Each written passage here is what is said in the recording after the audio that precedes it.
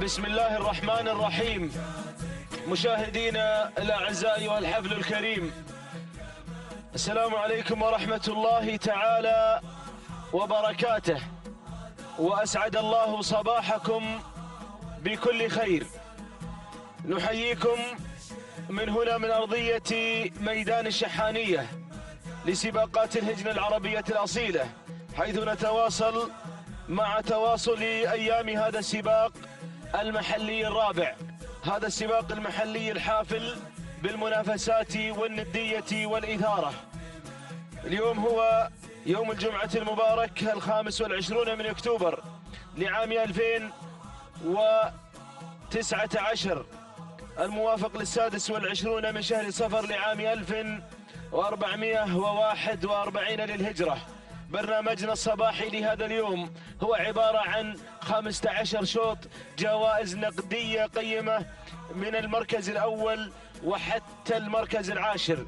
الفترة الصباحية مخصصة أيضا لسن اللقاية لهجن أبناء القبائل، والموعد مع إقامة 15 شوط أيضا في الفترة المسائية، وأول 10 أشواط جوائز عينية قيمة سيارات رصدت للسادة الفائزين بالمراكز الأولى. أشواط الإنتاج تحضر معنا في الفترة الصباحية. هذا هو الشوط الأول الرئيسي الخاص بالإنتاج البكار، مسافته هذا اليوم هي 4 كيلومترات، ما زال الدخول مستمر مشاهدينا الأعزاء، وأول 6 أشواط خاصة بفئة الإنتاج وملاك الإنتاج، ومن الشوط السابع حتى ال15 أشواط مفتوحة مشتريات وإنتاج. نتمنى إن شاء الله التوفيق للجميع. يبدو بأن عدد هذا الشوط ونصابه اكتمل، ما زال الدخول مستمر، كما نشاهد في هذا النقل الحي وهذا النقل المباشر عبر قناة الريان الفضائية، الدخول عبر بوابات الانطلاق إلى ستارت الانطلاقة. 44 بكرة حاضرة اليوم ومتواجدة في هذا الشوط الرئيسي للإنتاج. لمن ناموس الإنتاج يا ملاك يا مضمرين. أرحب بالمشاهدين الكرام عبر قناة الريان الفضائية، وأرحب أيضا بالمشاهدين الأعزاء عبر قنوات الدوري والكاس، وعبر أيضا تلفزيون قطر، وأيضا موقع الأبرقة لسباقات الهجن في بثه المباشر. نرحب بكل الحاضرين وبقنوات التلفزة، وأيضا كما أسلفت قناة الريان، قناة الدوري والكاس، تلفزيون قطر، موقع الأبرقة، وسائل الإعلام في دولة قطر وفي كل مكان. نرحب بالمشاهدين أيضا في الوطن العربي الكبير وبالمستمعين الأعزاء عبر أثير الراديو. شوط مكتظ بالشعارات أراه، ومكتظ أيضا ومتنوع أسماء الملاك والهجن الحاضرة، سيكون هذا الشوط لا شك في قوة هذا الشوط والندية التي ستحضر في هذا الشوط الأول الرئيسي. الكل يحرص على انتزاع وعلى اختطاف نقطة الإنتاج الرئيسية الأولى اليوم المهمة للملاك. نتمنى إن شاء الله التوفيق والناموس لكل المشاركين، ويحظى هذا السباق المحلي الرابع بجوائز عينية قيمة أيضا رصدت للفائزين. وبعد المحل الرابع يأتينا آخر المحليات قبل مهرجان المؤسس الذي أعد له جميع الملاك العدة واستعدوا. هكذا مشاهدينا الأعزاء ينطلق هذا الشوط الأول، هذا الشوط الرئيسي. بسم الله وعلى بركة الله، بسم الله نبدأ وعليه نتوكل، ومنه سبحانه وتعالى نطلب التوفيق والسداد والنجاح. تنطلق هذه السباقات بالتوجيهات السامية والأوامر الكريمة والدعم السخي والدعم المتواصل والأوامر أيضا السامية من سيدي حضرة صاحب السمو الشيخ تميم بن حمد آل ثاني أمير البلاد المفدى، يحفظه الله ويرعاه، وأيضا بالتنظيم المميز من إخواني في اللجنة المنظمة لسباقات الهجن. نشكر المنظمين، نشكر المسؤولين هنا في ميدان الشحانية على كل ما يقومون به من جهود جبارة لإنجاح هذه السباقات التي أصبحت مضرب مثل يحتذى به في دول الخليج. مقدمة الشوط ومن تحتل المركز الأول وتسيطر عليه الهذوب مع المركز الأول، تعود ملكيتها لصالح بن حمد الشرقي على مقدمة الشوط. ننتقل إلى المركز الثاني ومن تصل على المركز الثاني عقايب لترحيب بن حمد بن ترحيب بن نايفة. يقدم عقايب على المركز الثاني. دور المركز الثالث وصلت ثقة سالم بن محمد بن بخيت آل بحيح على المركز الثالث. دور المركز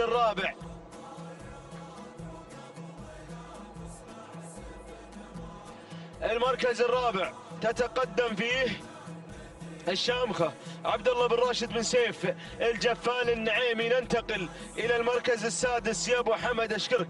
الريم تتقدم على المركز السادس لسالم بن خجيم بن عايض العذبة. ايضا تسللت الى المركز الرابع في هذه الاثناء. هذا هو الشوط الاول الرئيسي يا ملاك يا مضمرين ويا متابعين.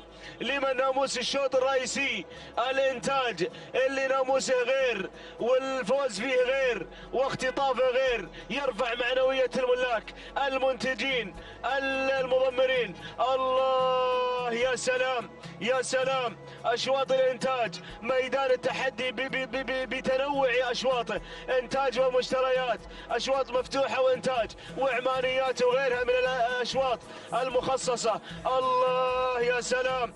ما زالت المقدمه. عقايب اختطفت الصداره، بن نايفه خطف المقدمه مع عقايب. ترحيب بن حمد بن ترحيب بن نايفه الهاجري احد اقطاب المنافسه في هذا العالم الساحر، احد اقوى المنافسين. الله يا عقايب على المركز الاول. يا عجبا لعقايب اليوم. المركز الثاني تصل الريم، تتقدم الريم ريم الفلا سالم بن خجيم بن عايض العذبة مع المركز الاول. المركز الثالث الانطلاق فيه من قبل زاهية فهد بن محمد بن راشد الدوسري. يصل الشعار الخطير، يصل شعار ابو حمد منوة. الله وصل بوشريدة، وصل راعي حصانة، ووصل ايضا راعي البارحة ماخذ نقطتين بوشريدة، وفي الثنايا ايضا ماخذ 3 نقاط مرموق وبرق ومتعب وغيرها من الاسماء التي خذت في يوم الثنايا كان لها نصيب الاسد. الله يا سلام. ناموس الانتاج غير يا مضمرين يا ملاك الهجن. حصانة عند بوشريدة البارحة استطاعت انتزاع نقطة ذهبية، وشايش ايضا اليوم يبحث لاكمال مسيرة الانجازات. صالح بن حمد بوشريدة احد كبار الملاك، ولكن عودتنا الى المركز الاول الى الصدارة. من انطلقت؟ الريم فرت بناموس الشوط، انطلقت بالمركز الاول الريم وعصاها قوس. عقايب قادمة، الريم تعود ملكيتها لسالم بن خجيم بن عايض العذبة، بينما عقايب على المركز الثاني. بن نايفة ترحيب بن حمد بن ترحيب بن نايفة مع المركز الثاني، ولكن منوة وصلكم بوشريدة والعصا قوس. صالح بن حمد بوشريدة يقدم منوة. المركز الرابع تتقدم فيه مشهورة محمد بن صالح بن حنظل، وعلى المركز الخامس تصل فيه الزعفرانة سعيد بن سالم بن سعيد. الدعية مع المركز الخامس، وايضا وصول وانطلاق من قبل الفلوجة عبد الرحمن بن محمد بن مسر بن محميد. عودتنا الى مقدمة الشوط الى المركز الاول. المعركة ما بين عقايب والريم ومنوة وتصل ايضا وتنضم الى المعركة الفلوجة في معركة اشبه مما تكون بمعارك المنافسة، ولكن عقايب انطلقت، عقايب تحركت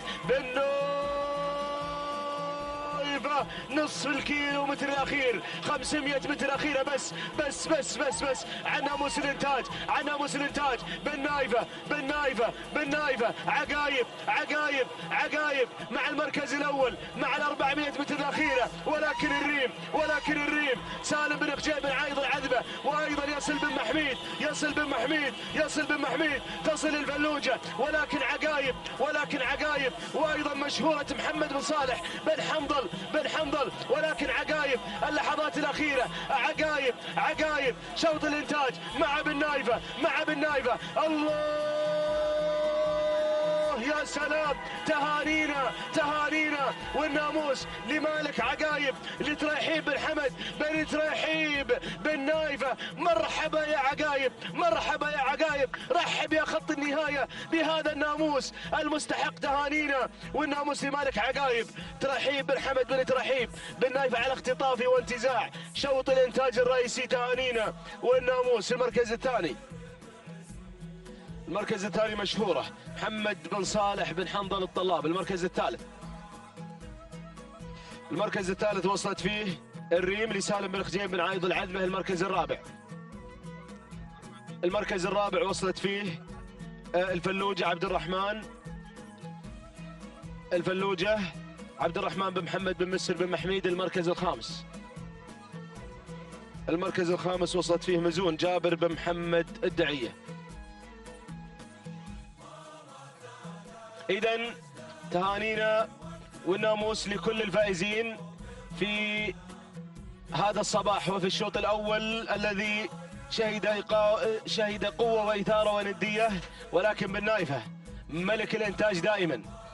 عقايب تختطف وتنتزع ناموس هذا الشوط الرئيسي للإنتاج. تهانينا والناموس 6 دقائق 6 ثواني 35 جزء من الثانية. تهاني والناموس لترحيب بن حمد بن ترحيب بن نايفة على هذا الفوز المستحق. واسعد الله صباحك يا ترحيب، اسعد الله صباحك وصباح محبين هذا الشعار. المركز الثاني مشهورة قطعت المسافة في 6 دقائق 8 ثواني 6 أجزاء من الثانية. تهاني والناموس لمحمد بن صالح بن حنظل الطلاب الفيدة. المركز الثالث وصلت فيه على المركز الثالث التماس، أول نداء للالتماس في هذا الشوط 6 دقائق 8 ثواني 35 جزء من الثانية. تهانينا والناموس لمالك التماس عبد المحسن بن عبد الله بن سعيد بصلعة. وتهانينا والناموس لمن قاد التماس سعيد بن تخيل بصلعة. تهانينا والناموس لجميع الفائزين. شوط الإنتاج القعدان ينطلق، وأرحب بزميلي مطلق بن علي العنزي.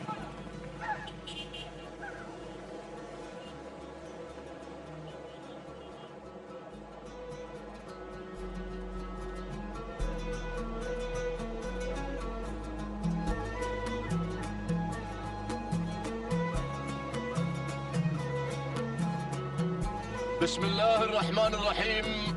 أيها الإخوة المتابعون مشاهدينا في كل مكان، أسعد الله صباحكم جميعا بكل خير. أحييكم في هذا اليوم المبارك، يوم الجمعة 25 من أكتوبر 2019، حيث ننطلق اليوم استكمالا لمحلنا الرابع في سن اللقاية في هذا الصباح الجميل. 15 شوطا ستكون حاضرة في أول انطلاقات الفترة الصباحية إن شاء الله. الفترة المسائية طبعا أشواط السيارات، الأشواط الرئيسية في هذا المساء إن شاء الله. تابعنا شوطنا الماضي وعقايب بشعار بالنايفة تخطف أول ناموس صباحي في هذا اليوم، محققة في شوط الإنتاج ومهدية شعار بالنايفة وعشاق أول ناموس صباحي في هذا اليوم على بركة الله. وقبل لحظات انطلق شوطنا الأول الرئيسي الخاص بالقعدان الإنتاج، وها نعلن المراكز الخمسة الأولى بعد أن قطعنا الكيلومتر الأول من ال4 كيلومترات. البداية عند من؟ البداية عند عز الجيش بشعار سالم بن علي بن فهيد زبدان المري على المركز الأول على الصدارة والمقدمة يقود الأسماء. المركز الثاني فجاج على المركز الثاني، جابر بن حمد بن علي بن حمد بن ضرمان على المركز الثاني، وقرضاب على المركز الثالث، حمد بن راشد بن سالم بن دوحة المري على المركز الثالث. يليه رقم 1 رياض راشد بن حمد بن متعب آل منخس المري على المركز الرابع. المركز الخامس شعار العطية، اعتقد بان شعار العطية، وبالفعل مزعل عبد العزيز بن خالد بن عبد الله العطية. هذا النداء الاول يا متابعين، اول اعلان، اول نداء، اول مسيرة في هذا الشوط الاول الرئيسي. شوفوا الاعداد الهائلة تتابعونها على الهواء مباشرة بكادرين عبر شاشة الريان على الهواء مباشرة. قنوات الدوري والكاس ايضا تنقل ايضا انطلاقات ميدان التحدي هنا بمنطقة الشحانية. شوفوا الأعداد الهائلة في هذا الموسم تحديدا 2019، أعداد هائلة من أبناء الخليج حاضرين مشاركين هنا في ميدان التحدي في هذا الموسم. يا سلام، ميدان التحدي أعرق ميادين الخليج، أقواها أعنفها، وتحديدا في هذا الموسم غير، في هذا الموسم غير. يا سلام، المحلي الثالث 20 سيارة، والمحلي الرابع 20 سيارة، والمحلي الخامس أيضا 20 سيارة. طبعا سن الحقائق وسن اللقاية، بعد ذلك مهرجان المؤسس. يا سلام يا سلام يا سلام.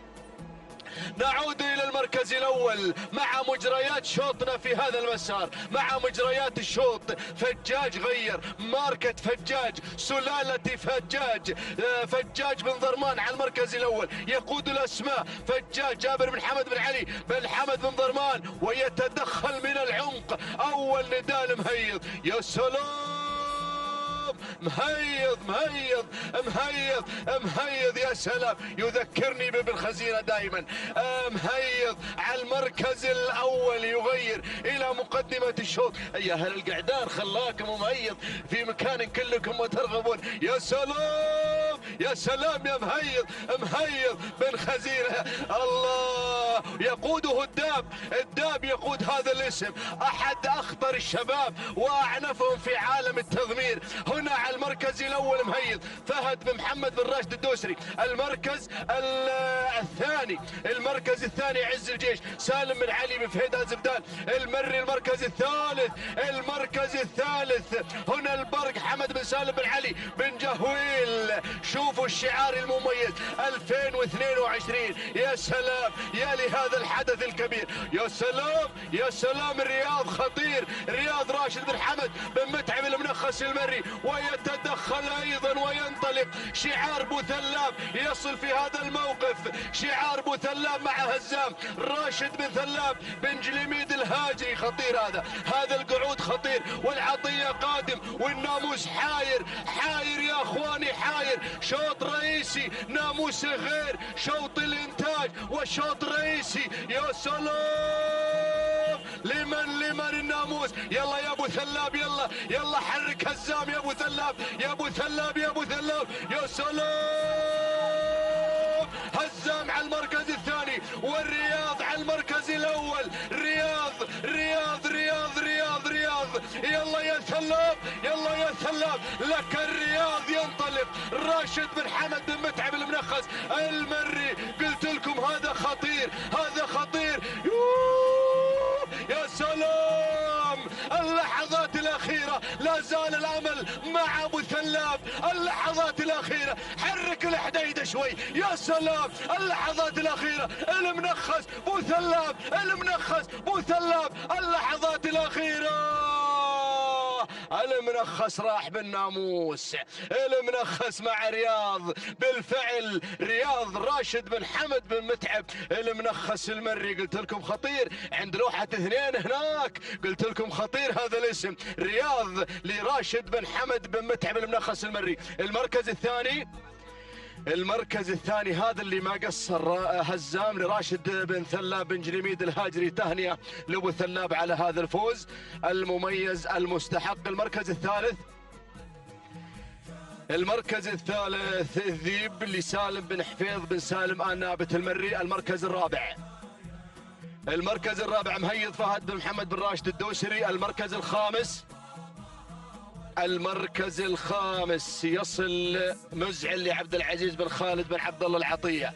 يا سلام، صراع ولا أروع، لقاء كبير يجمع بين شعارات أبناء القبائل في متعة وإثارة. الشحانية غير، شحانية غير. شوف يا سلام، هذا هو رياض يحقق الناموس في أول الأشواط في شوط الإنتاج الرئيسي 6 دقائق والثانية و64 جزء من الثانية. هذا هو توقيت رياض لراشد بن حمد بن متعب المنخس المري. تهانينا والناموس. المركز الثاني اللي كان قاب قوسين أو أدنى أن يحقق الناموس بشعار بو ثلاب، هزام راشد بن ثلاب بن جليميد الهاجري، حقق المركز الثاني في هذا الشوط الرئيسي 6 دقائق وثانية و70 جزء من الثانية. تهانينا والناموس.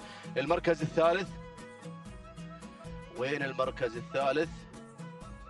رقم 3 مهيض للسيد فهد بن محمد بن راشد بن محمد الدوسري. التوقيت الزمني لحظة وصول مهيض إلى خط النهاية 6 دقائق و7 ثواني و29 جزء من الثانية. هذه المراكز الثلاثة الأولى بالتوقيت الزمني مع هذا الشوط الرئيسي الأول في صبيحة هذا اليوم، ليحقق شعار المنخس أول ناموس صباحي في شوط القعدان الإنتاج. تهانينا المنخس على هذا الفوز، وتهنئة لعشاق شعاره على فوزه بالمركز الأول. بسم الله الرحمن الرحيم. متابعينا مشاهدينا الأعزاء، أسعد الله صباحكم وجميع أوقاتكم بكل خير. أحييكم بتحية الإسلام، فسلام من الله عليكم ورحمته تعالى وبركاته. من هنا من على أرضية هذا الميدان، ميدان التحدي، ميدان الشحانية لسباقات الهجن العربية الأصيلة، على بركة الله ينطلق شوطنا الثالث للقاية الابكار الانتاج. ومن مسافة 4 كيلومترات انطلقت هذه الأسماء، انطلقت هذه الأعداد الهائلة. الله الله، أتقدم مباشرة مع المركز الأول. أرى البداية والصدارة، من تتقدم قائدة لهذه المسيرة، تتقدم بهذا الانطلاق الكبير وتنطلق لبرقة عبد الله بن طالب بن صالح بن عقيل. من يقدم لنا لبرقة مع المركز الأول. ثاني الأسماء وثاني التحديات، تصل البروق مع المركز الثاني. فهد بن محمد بن فهد بن سالم بن دخيل الله يقدم لنا بروق على ثاني الأسماء. المركز الثالث تصل الواعية، تتسلل الواعية بشعار هادي بن محمد بن راشد آل زبدان المري، تتسلل إلى المركز الثاني. تنطلق الواعية مع المركز الثاني. المركز الرابع، رابع الأسماء ورابع التحديات، تنطلق وتندفع مزون. فهد بن حسين بن محمد آل جرحب المري يقدم لنا مزون مع المركز الرابع. المركز الخامس تصل وتنطلق انتباه سالم بن محمد بن بخيت آل بحيح المري يقدم لنا انتباه على خامس الأسماء. هكذا كانت النتيجة متابعينا مشاهدينا الكرام للخمسة المراكز المندفعة، للخمسة المراكز المنطلقة. أعود مع المركز الأول، أعود مع لبرقة عبد الله بن طالب بن صالح بن عقيل. من يقدم لنا لبرقة مع المركز الأول، من يندفع بلبرقة على أول الأسماء. المركز الثاني الله يا الواعية هادي بن محمد بن راشد آل زبدان المري يقدم لنا الواعية على ثاني الأسماء. المركز الثالث تصل في هذه اللحظات منثورة سعيد بن سالم بن مبارك بن جهويل يقدم لنا منثورة على ثالث المراكز. المركز الرابع وصلت انتباه، تتسلل انتباه إلى المركز الرابع بشعار سالم بن محمد بن بخيت آل بحيح المري يقدم لنا انتباه على رابع الأسماء. المركز الخامس تصل الشاهينية بشعار الشاهينية خجين بن عايض بن فرج العذبة يقدم لنا الشاهينية مع المركز الخامس. ولكن الله يا الواعية، انطلقت الواعية، انطلق الزبداني، غيرت وانطلقت مع المركز الأول. هادي بن محمد بن راشد آل زبدان المري من يقدم لنا الواعية مع المركز الأول، من يندفع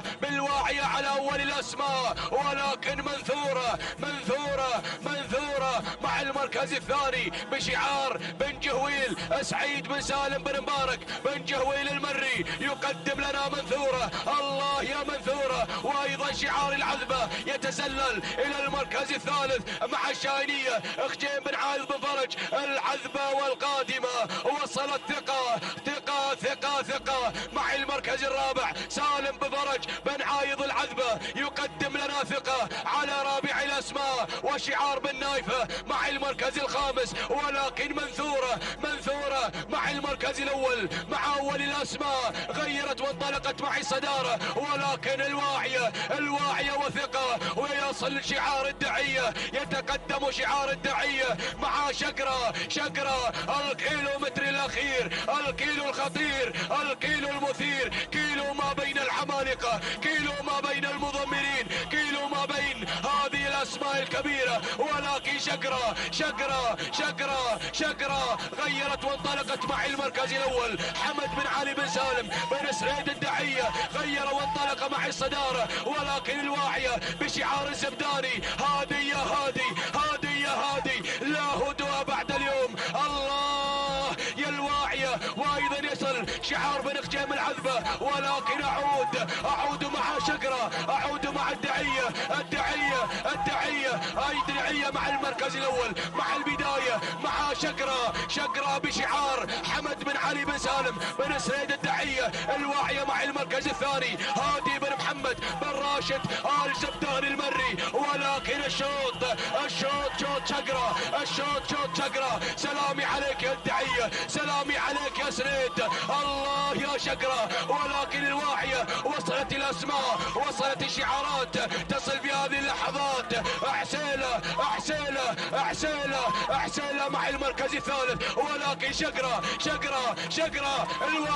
الواعية أحسيلة شقرة الواعية، الأمتار الأخيرة، اللحظات الأخيرة، ولكن أحسيلة الواعية أحسيلة ولكن أحسيلة. سلام يا حسيلة، سلام. راشد بن ناصر بن راشد آل جبر النعيمي من انتزع هذا الشوط في الأمتار الأخيرة.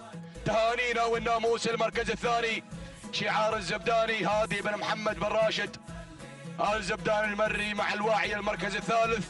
شقرة حمد بن علي بن سالم بن سريد الدعية المركز الرابع. علاج صالح بن حمد بن صالح بوشريدة المركز الخامس. المركز الخامس شديدة تراحيب بن حمد بن تراحيب بن نايف الآجري. إذا متابعينا مشاهدينا الأعزاء، تهانينا والناموس لمالك عسيلة راشد بن ناصر بن راشد آل جبر النعيمي من انتزع هذا الشوط في الأمتار القاتلة. تهانينا والناموس على هذا الفوز. 6 دقائق 5 ثواني 52 جزء من الثانية. تهانينا والناموس لك يا مالك عسيلة على هذا الفوز والانتصار. المركز الثاني الواعية هادي بن محمد بن راشد آل زبدان المري. 6 دقائق 5 ثواني 60 جزء من الثانية. تهانينا والناموس. المركز الثالث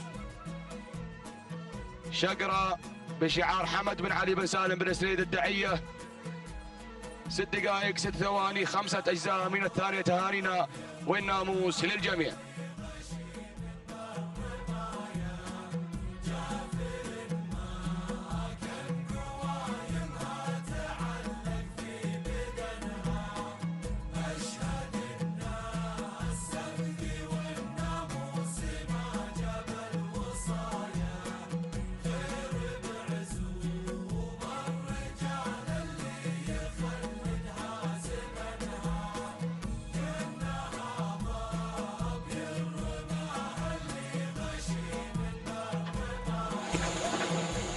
بسم الله الرحمن الرحيم. بسم الله نبدأ وبه نستعين، ومنه دوما نطلب التوفيق والسداد والنجاح. مشاهدينا الكرام متابعينا في كل مكان، أسعد الله صباحكم بكل خير وبركة. نرحب بكم في انطلاقات هذا اليوم ومنافسات سن اللقاية ضمن هذا السباق المحلي الرابع هنا على أرضية ميدان الشحانية. تنطلق هذه الشعارات، هذه الأسماء القوية الحاضرة في أشواط الإنتاج والمنتجين، وهذه الأعداد مشاهدينا الكرام 51 اسم مشارك معنا في هذا الشوط الرابع، شوط خاص بالقعدان.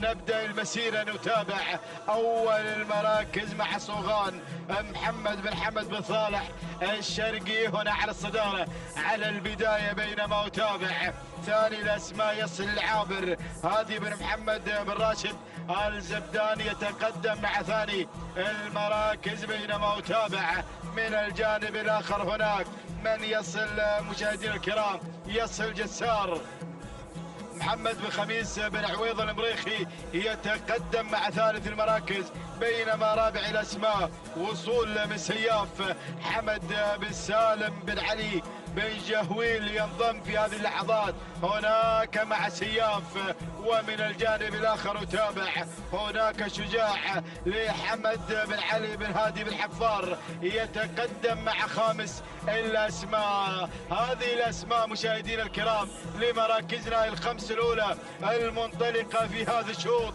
ولكن العودة إلى الصدارة، العودة هناك مع أول المراكز في منافسات سن اللقاية في أشواط الإنتاج والمنتجين. صوغان يبدأ بهذه البداية، ينطلق على هذا المسار الأول. صوغان محمد بن حمد بن صالح الشرقي يتقدم هنا مع هذه الانطلاقة، مع هذا التحدي، ولكن سياف شعاري بن جهويل القادم مع ثاني المراكز حمد بن سالم بن علي بن جهويل يتقدم مع سياف، بينما أتابع شجاع يصل حمد بن علي بن هادي بن حفار يتقدم بن حفار يقدم شعاره مع هذه الانطلاقة. ومن الجانب الآخر هناك جسار يصل شعار المريخي محمد بن خميس بن عويضة المريخي قادم مع انطلاقة جسار، ولكن الاسم القادم في هذه اللحظات أتابع العابر هادي بن محمد بن راشد الزبدان هنا يتقدم مع هذه اللحظات، ولكن الأسماء شوف فتاك تصل الأسماء. الله يا بن قحيز محمد بن سعيد بن محمد بن قحيز يتقدم مع هذه اللحظات مع فتاك. الأسماء القادمة، الشعارات مشاهدينا الكرام الحاضرة في هذه المنافسات، ولكن العودة هناك مع البداية. الله يا الشرقي يتقدم مع صوغان على البداية والصدارة. صوغان محمد بن حمد بن صالح الشرقي هنا مع هذا الاندفاع الممتاز، ولكن شوف الأسماء هناك. أتابع التقدم، وصل الشجاع شعاري بن حفار حمد بن علي بن هادي بن حفار. الله أتابع القادم، أتابع مبشر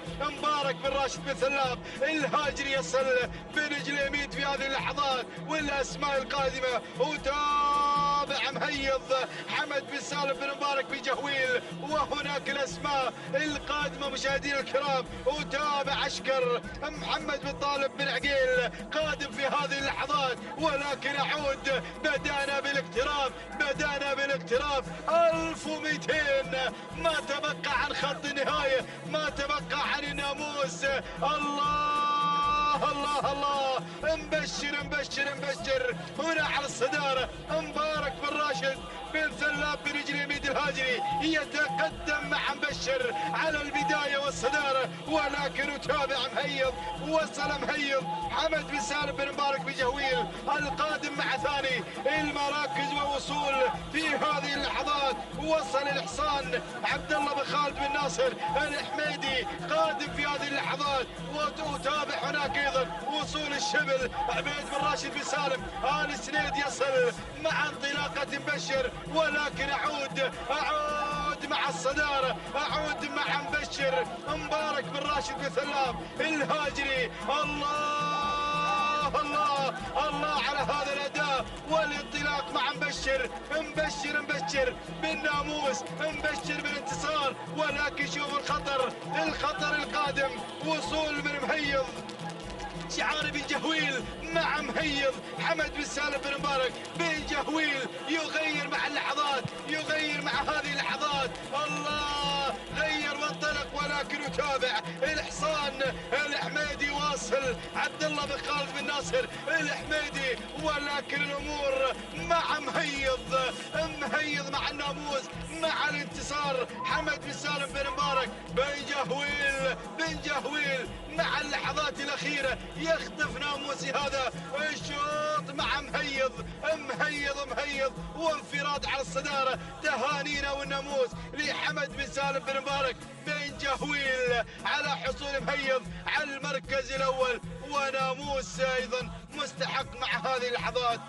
ثاني المراكز كان الوصول مشاهدينا الكرام من هياض حمد بن سعيد بن محمد بن مهيرة من وصل مع ثاني المراكز. ثالث الأسماء كان الوصول مشاهدينا الكرام من الإحصان عبد الله بن خالد بن ناصر الحميدي. رابعا كان الوصول من الهباب عبد العزيز بن حمد بن سريع الشهواني. وخامس المراكز واصل مشاهدينا الكرام بديع عبد العزيز بن خالد العطية. هكذا كانت النتيجة مشاهدينا الكرام. نعود بالتوقيت الزمني ولحظة وصول مهيض 6 دقائق 5 ثواني 90 جزء من الثانية لحمد بن سالم بن مبارك بن جهويل على هذا الفوز والانتصار. ثاني المراكز كان الوصول مشاهدينا الكرام من شعار بن مهيرة من وصل في ثاني المراكز مع هياض ب6 دقائق 7 ثواني 23 جزء من الثانية لحمد بن سعيد بن محمد الجربوع المري. ثالث المراكز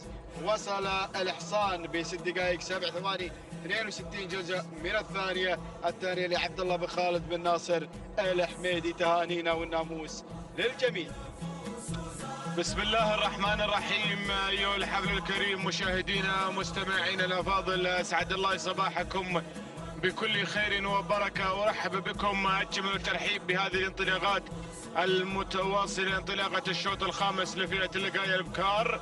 الانتاج ينطلق من مسافة 4 كيلومترات. نتابع هذه الأعداد والشعارات المميزة تشارك في هذه المنافسة باندفاعة وانطلاقة هذه الأسماء الجميلة التي تشارك في هذا التحدي. نتابع المنافسة. نبدأ مع البداية مباشرة بشعار عسيلة المنطلق مع البداية المتواجد في صدارة هذا الشوط مع الدانا راشد بن ناصر بن راشد الجبر النعيمي. يقدم لنا هذه النوعيات الفريدة التي تنطلق مباشرة مع البداية. بينما المركز الثاني يتابع القادم والحاضرة هنا الجزيرة لحمد بن سالم بن مبارك بن جهويل يتقدم بهذه الاندفاع مع المركز الثاني. بينما المركز الثالث هنا السردة لسالم بن علي بن سالم الجربوع المري يشارك في هذا التحدي باندفاعة السردة على المركز الثالث. المركز الرابع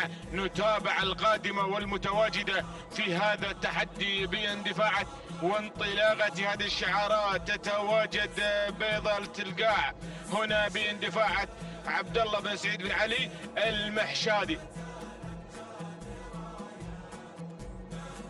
بيض القاع باندفاعة المركز الرابع تشارك بشعار عبد الله بن سعيد بن علي المحشادي على المركز الرابع. المركز الخامس نتابع الاسماء والشعارات المتواجدة في هذا التحدي والمنطلقة في هذه المنافسة المميزة على أرضية ميدان التحدي ميدان الشحانية. نتابع المركز الخامس القادمة والحاضرة في هذا التحدي الكبير بهذه المنافسة المميزة مع هذه الشعارات الجميلة. نتابع شعار بن نايف الحاضر والمتواجد في هذا التحدي وبهذه الانطلاقات المميزة. هذه نتيجة مشاهدينا مستمعينا الأفاضل للخمس المراكز الأولى التي تسيطر على دائرة النداء والإذاعة التي تنطلق في هذا المسار في هذا التحدي الجميل في هذه المنافسة المميزة في هذا العالم الساحر. نتابع ونستمتع بأشواط الإنتاج والمنتجين مع أشواط اللقاية مع هذه الشعارات الجميلة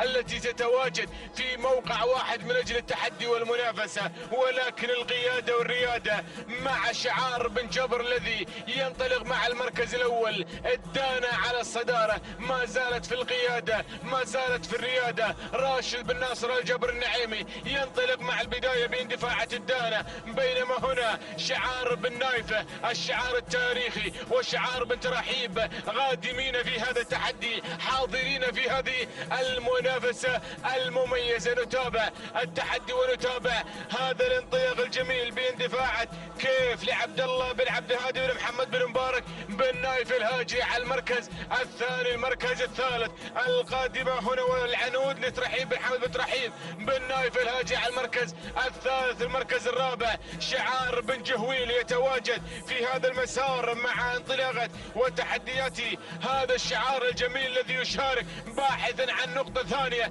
في هذا الشوط المميز باندفاعات هذه الشعارات مع الجزيرة لحمد بن سالم بن مبارك بن جهويل المري. والمركز الخامس شعار القمرة حاضر ومتواجد في هذا التحدي مع مصادر لصالح بن حمد القمرة مع مصادر تأتي في المرتبة الخامسة. هذه النتيجة مشاهدي الكرام مستمعين الأفاضل للخمس الأسماء الأولى التي تنطلق وتسيطر على دائرة الصراع والنزاع، ولكن الجزيرة تتسلل مباشرة إلى الصدارة بقيادة حمد بن سالم بن مبارك بن جهويل المري باحث عن الإنجاز الثاني على التوالي في هذا التحدي في هذا الصباح المميز مع هذا الشعار الذي ينطلق وينفرد مع المقدم. بينما هنا عادت الدانة إلى التحدي، عادت إلى المنافسة بقيادة راشد بن ناصر بن راشد الجبر النعيمي. تحرك مع هذه اللحظات، تحرك في هذه المنافسة، وصل في هذا التحدي الدانة والجزيرة، ولكن مصادر على المركز الثالث بقيادة صالح بن حمد القمرة هنا يتواجد في هذا الانطلاق. ولكن الله الجزيرة والدانة بن جهويل وبن جبر النعيمي في معركة طاحنة من أجل الناموس، من أجل انتصار الدانة والجزيرة من يحالفهم الحظ بانتزاع النقطة الثانية بن جبر النعيمي. ولكن بن جهويل هو الأقرب لانتزاع الناموس، هو الأقرب لانتصار الجزيرة مع المقدمة. الدانة على المركز الثاني، بن جهويل على الصدارة، النعيمي على المركز الثاني، ولكن الجزيرة والنقطة الثانية برصيد هذا الشعار. تهانينا لحمد بن سالم بن مبارك بن جهويل المري على فوز الجزيرة وتحقيقا للإنجاز. المركز الثاني الدانة لراشد بن ناصر بن راشد بن جبر النعيمي. المركز الثالث مصادر لصالح بن حمد القمرة. المركز الرابع وصلت خيرة لسعيد بن عبد الله بن مسلم خضوبية المري.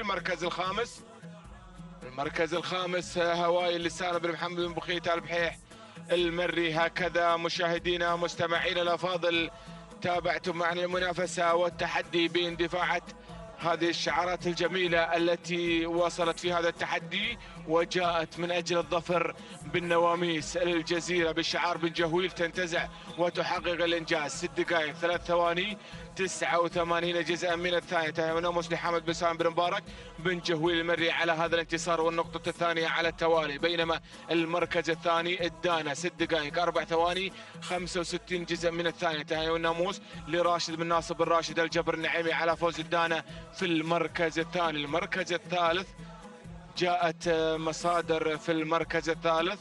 تناموس لصالح بن حمد القمرة 6 دقائق 9 ثواني 94 جزء من الثانية. تهانينا والناموس لجميع الفائزين.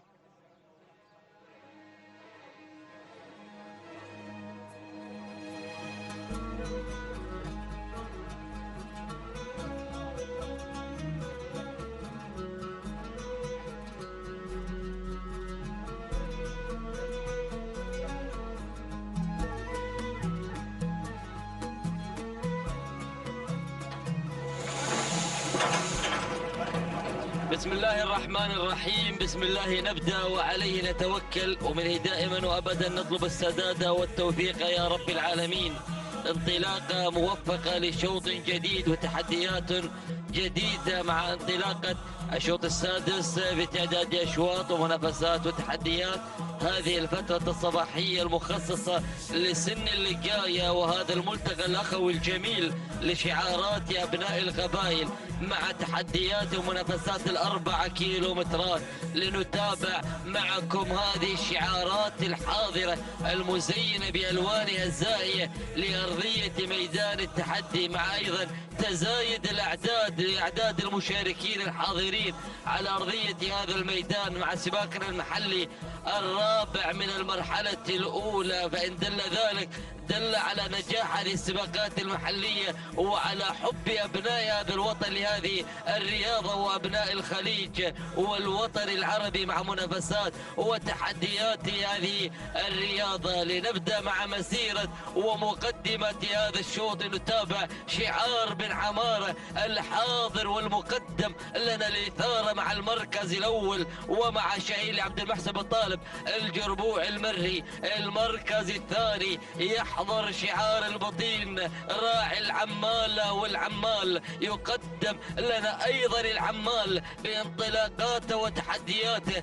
مع المركز الثاني، مع انطلاقة شعار سالم بن حمد بن علي البطين المري المركز الثالث. شعار بن عفرة يحضر مع الفهد لسالم بن علي بن فهيد الزبدار المري. النقلة إلى المركز الرابع ليتابع شعار الشرقي علي بن حمد الشرقي، من يقدم لنا انطلاقة طاهي مع المركز الرابع صالح بن حمد بن صالح الشرقي، من يمتلك الطاهي أو من يمتلك طاهي. المركز الخامس غدوم وانطلاقة خامس المراكز مبلش محمد بن علي بن حمد بن عبد الهادي الجذنة المري، يقدم لنا أيضا شعاره مع خامس التحديات ومع ختام النداء للأسماء الخمسة الأولى القادمة والحاضرة بتحدياتها. خلف الخمس نتابع كوكبة من الأسماء، كوكبة من الشعارات، سيل جارف من هذه الأسماء قادمة لا محالة للمنافسة للتحديات للحضور مع المقدمة ومع سكان البداية. لنعود بحضراتكم إلى شعار بن عمارة. شعار بن عمارة يحضر مع انطلاقة شاهين على المركز الأول، مع شاهين الحاضر على البداية، لكن ينخطم مع منتصف المسافة أول المراكز من قبل شعار بن جذنة، من يحضر على البداية وعلى المركز الأول. مبلش يا مبلش يا مبلش، يحضر مبلش على المقدمة، بدأ يبلش بالانطلاق ليوشوش على أيضا برمجة هذا الشوط بحضور شعار بن جذنة محمد بن علي بن حمد بن عبد الهادي بن جذنة. الله يا بن جذنة يقدم لنا انطلاقة البداية بن دريميح، من يتابع أيضا مسيرة أول المراكز. المركز الثاني التواجد من شاهين عبد المحسن بن طالب الجربوع المري وشعار بن حمارة. المركز الثالث العمال مع البطين الشرقي، يقدم لنا أيضا طاحي، وهنالك بن عفرة يقدم لنا شعاره مع المركز الخامس. أسماء وشعارات لا ثقلها تحضر بالمنافسة بالتحديات بالإثارة بانطلاقات الأسماء القوية. الله يا مبلش ما زال مسيطر بأدائه الكبير بتحدياته المثيرة على أول المراكز. مبلش وماركة مبلش بانطلاقة البداية بانطلاقة المقدمة، اسم صعب في مركز صعب في منال الجميع. هذا المركز مطمع الجميع من الملاك والمضمرين، بدأ يفتتح مجريات الكيلومتر الأخير بانطلاقته بتحدياته باندفاعته على المركز الأول. يا طالب يا طالب ركز يا طالب، جماهير هذا الشعار يطالبونك ويطالبون بالجذرة بالأداء الكبير بالحضور والاندفاع المثير مع أول المراكز. مع أول المراكز بدون أي تعليمات، عصاته راق دوامنا راق دوامنا بنحليل داخل للمهرجانات والاستباقات القادمة بإذن الله تعالى. يحضر على البداية مع انطلاقة أول المراكز محمد بن علي بن حمد بن عبد الهادي بن جذنة مع انطلاقة المركز الأول. مقدما لنا مبلش على البداية بالانفراد الجميل بالانفراد الرائع بالأداء الكبير بالعرض المميز، عروض جميلة يقدمها لنا مبلش ويقدم أيضا هذا الأداء الكبير ليطمن جماهير هذا الشعار بحضور وقدوم هذا الشعار مع بداية موسم جديد ومع بداية موفقة لهذا الشعار. التهاني والتبريكات لمحمد بن علي بن جذنة على هذا الفوز المستحق، والتهنئة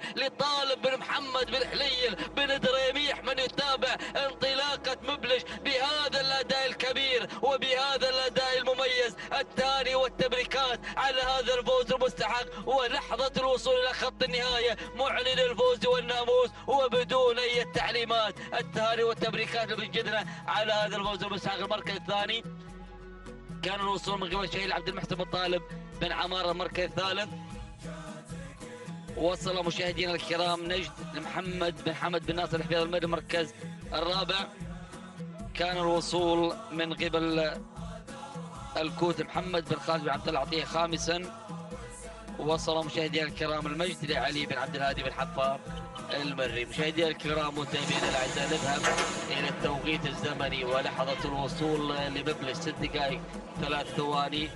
82 من الثانية. تم التبريكات محمد بن علي بن جدنة، والثانية موصولة لطالب بن محمد بن هليل. المركز الثاني كان الوصول مشاهدينا الكرام من قبل شاهين مع بن عمارة. هذه لها وصول شاهين إلى خط النهاية 6 دقائق 8 ثواني 6 أجزاء من الثانية. تم التبريكات لحمد بن طالب بن عمارة على هذا الفوز المستحق وعلى فوز شاهين وحصول على المركز الثاني.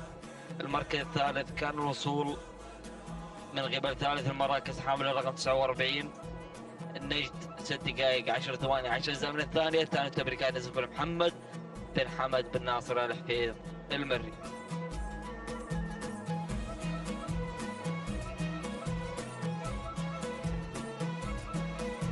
السلام عليكم ورحمة الله وبركاته أيها الأخوة مشاهدينا ومتابعينا الكرام. ما نتابع وإياكم في هذه اللحظات انطلاقة الشوط السابع والمخصص للبكار.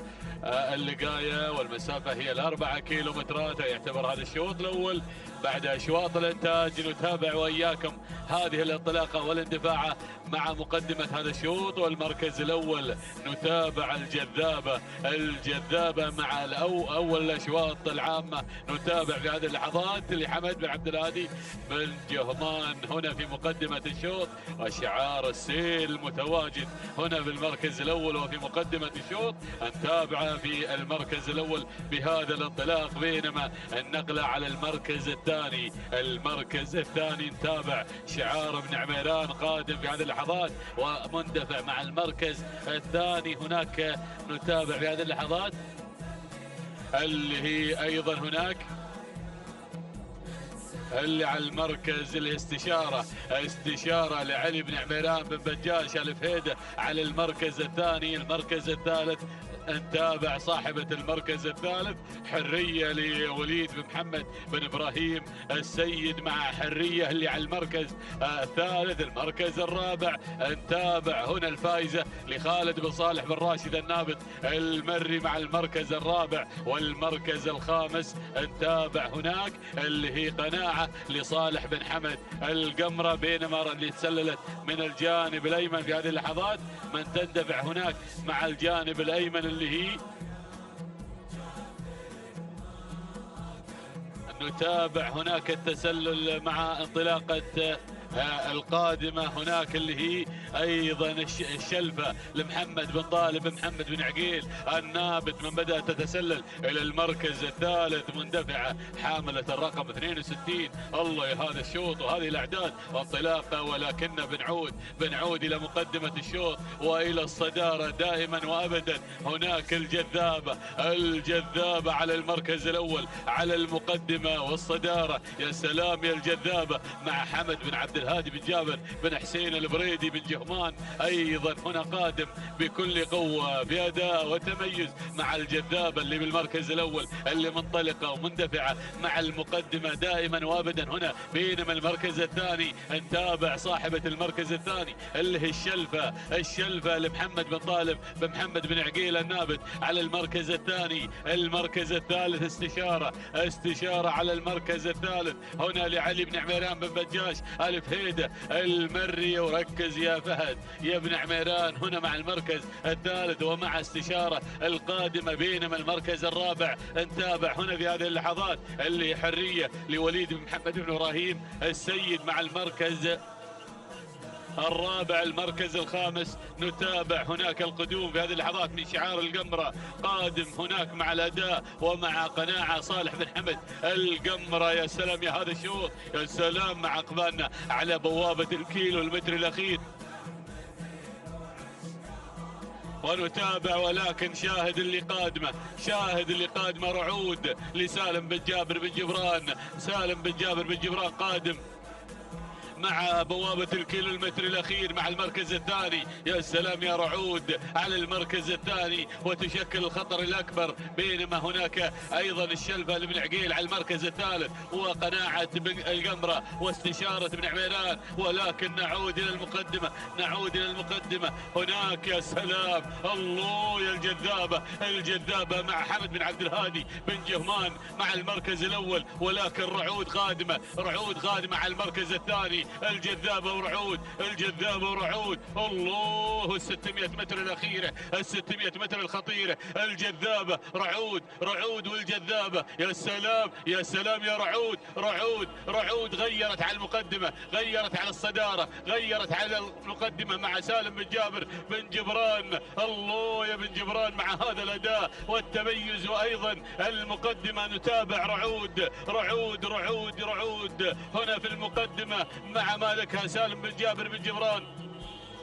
ومع الشوط الأول، الشوط الأول ما بعد أشواط الإنتاج. الله يا رعود، رعود رعود رعود مع سالم بن جابر بن جبران. الجذابة على المركز الثاني مع حمد بن جهمان. ولكن الله ما شاء الله تبارك الله على هذا العرض الممتاز، عرض رعود أمام خط النهاية، أمام الفوز والناموس مع سالم بن جابر بن جبران. المركز الثاني وصلت الجذابة حمد بن عبد الهادي بن جهمان. المركز الثالث نتابع هناك ريهجان صالح بن راشد بن صالح الدعبة. المركز الرابع،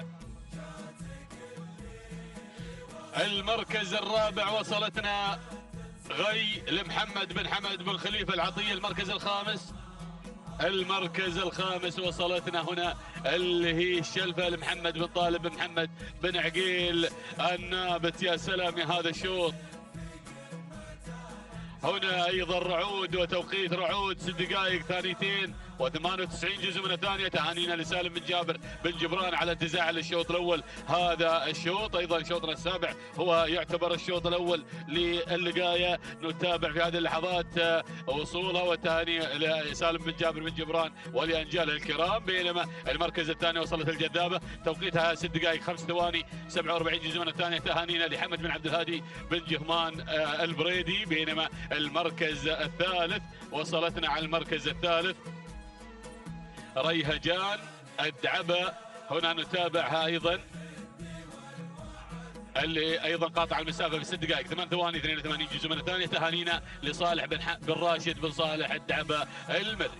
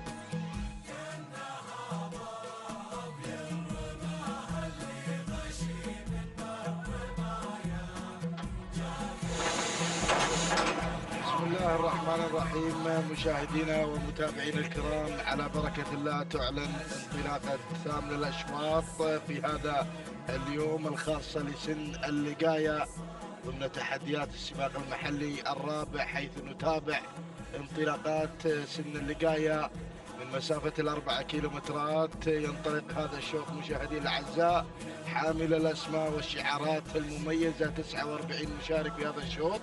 نتمنى لهم جميعا التوفيق والنجاح. نتابع المركز الأول في هذا التحدي وفي هذا الانطلاق على أول المراكز وأول التحديات. مشاهدينا الأعزاء، يحتل المركز الأول الهلالي لمنصور بن خليل بن منصور الشهواني يتواجد على البداية، بينما المركز الثاني نتابع القادم في هذه اللحظات والمنطلق حملول للسيد حمد بن سالم بن سنيد الدحية يتواجد شعاره في المركز الثاني، بينما المركز الثالث القادم السيف للسيد حمد بن عبد الهادي بن جابر بن حسين البريدي يحتل المركز الثالث. والمركز الرابع القادم بطاش للسيد علي بن راشد بن محمد بن فهد الخاطر على مستوى رابع المراكز، بينما المركز الخامس نتابع في الكادر الأسفل عبر قناة الريان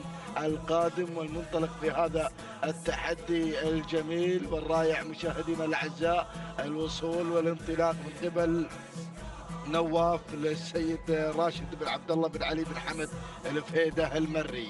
هذه النتيجة مشاهدينا الأعزاء للمراكز الخمس الأولى، ونذهب مباشرة إلى صدارة هذا الشوط لنتابع حملول وشعار الدحية. حمد بن سالم بن سنيد الدحية يتواجد مع حملول في المركز الأول وينطلق في صدارة هذا الشوط، بينما المركز الثاني نتابع القادم والمنطلق الهلالي للسيد منصور بن خليل بن منصور الشهواني يتواجد على مستوى المركز الثاني، وثالث المراكز بطاش للسيد علي بن راشد بن محمد بن فهد الخاطر القادم في المركز الثالث، بينما المركز الرابع وتابع الوصول من قبل الحصان للسيد حمد بن راشد بن علي بن عبيد الجوز يحتل المركز الرابع. والمركز الخامس من الجانب الآخر نتابع مشاهدينا الأعزاء شوباش للسيد علي بن سعيد بن محمد بن مسعود بن الأسود المري. هذه النتيجة مشاهدينا الأعزاء للمراكز الخمس الأولى لنداءنا الثاني للمراكز المتقدمة، وهناك أسماء وشعارات لن يحن موعد تواجدها في عالم الإذاعة. نترقب دخول جديد على المراكز المتقدمة. نعود مباشرة إلى البداية لنتابع الأمور والسيطرة. مشاهدينا الأعزاء، نتابع حملول يتسيد على هذه الأسماء وينطلق في صدارة هذا الشوط للسيد حمد بن سالم بن سنيد الدحية المري يتواجد على المركز الأول، بينما المركز الثاني نتابع القادم والمنطلق مشاهدينا الأعزاء على مستوى ثاني المراكز.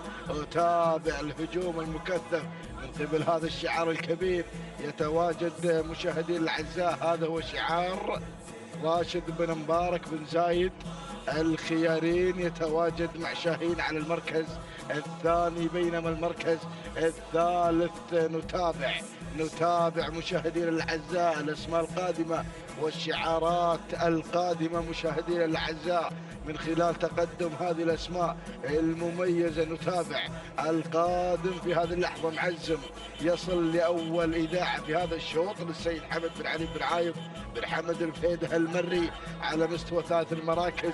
والمركز الرابع الحصان للسيد حمد بن راشد بن علي بن عبيد الجوز على مستوى رابع المراكز، بينما المركز الخامس وصل الدهام للسيد راشد بن طالب بن علي الجربوع المري، وهناك اسم أيضا قادم بكل قوة وشعار مميز يتواجد مع عاهل للسيد محمد بن جابر بن سالم بن جابر المري.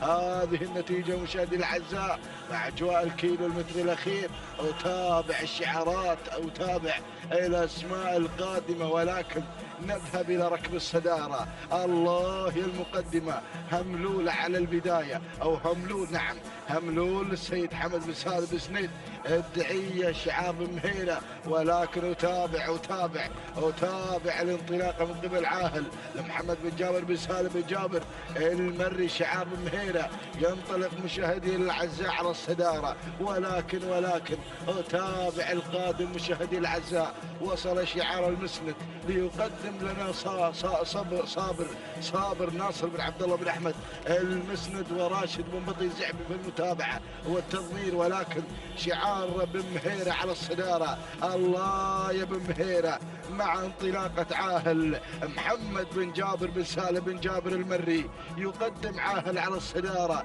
ينطلق بناموس هذا الشوط، يحضر حضور الكبار، يتواجد في الامتار الاخيره. سلام يا بن مهيره، سلام على هذا الاداء المميز مع عاهل على الصداره، عاهل للسيد محمد بن جابر بن سالم بن جابر المري. تهانينا والناموس على هذا الفوز، تهانينا والف مبروك. المركز الثاني صابر للسيد ناصر بن عبد الله بن احمد المسند. المركز الثالث عزام لنايب بن حمد بن سلمان نابت المري. بينما المركز الرابع شوباش لعلي بن سعيد بن محمد بن الاسود المري. المركز الخامس وصل فيه مشاهدينا الكرام معزم لحمد بن علي بن عايض الفيدة المري. إذا مشاهدينا الأعزاء، تهانينا وناموس مرة أخرى لبن مهيرة على هذا الأداء الجميل وحضور عاهل خاطفا هذا الناموس الغالي للسيد محمد بن جابر بن سالم بن جابر المري، ومسجل أفضل توقيت في هذا الصباح من خلال هذا الفوز الكبير. 5 دقائق 57 ثانية 91 جزء من الثانية هو توقيت عاهل. تهانينا والناموس لبن مهيرة. المركز الثاني حضر فيه مشاهدينا الكرام ومتابعينا الافاضل صابر لناصر بن عبد الله بن احمد المسند. التوقيت الزمني 6 دقائق 3 ثواني 12 جزء من الثاني. تهانينا وناموس لراشد بن بطي الزعيم من تابع صابر في المركز الثاني. المركز الثالث جاء في مشاهدينا الكرام ومتابعينا الافاضل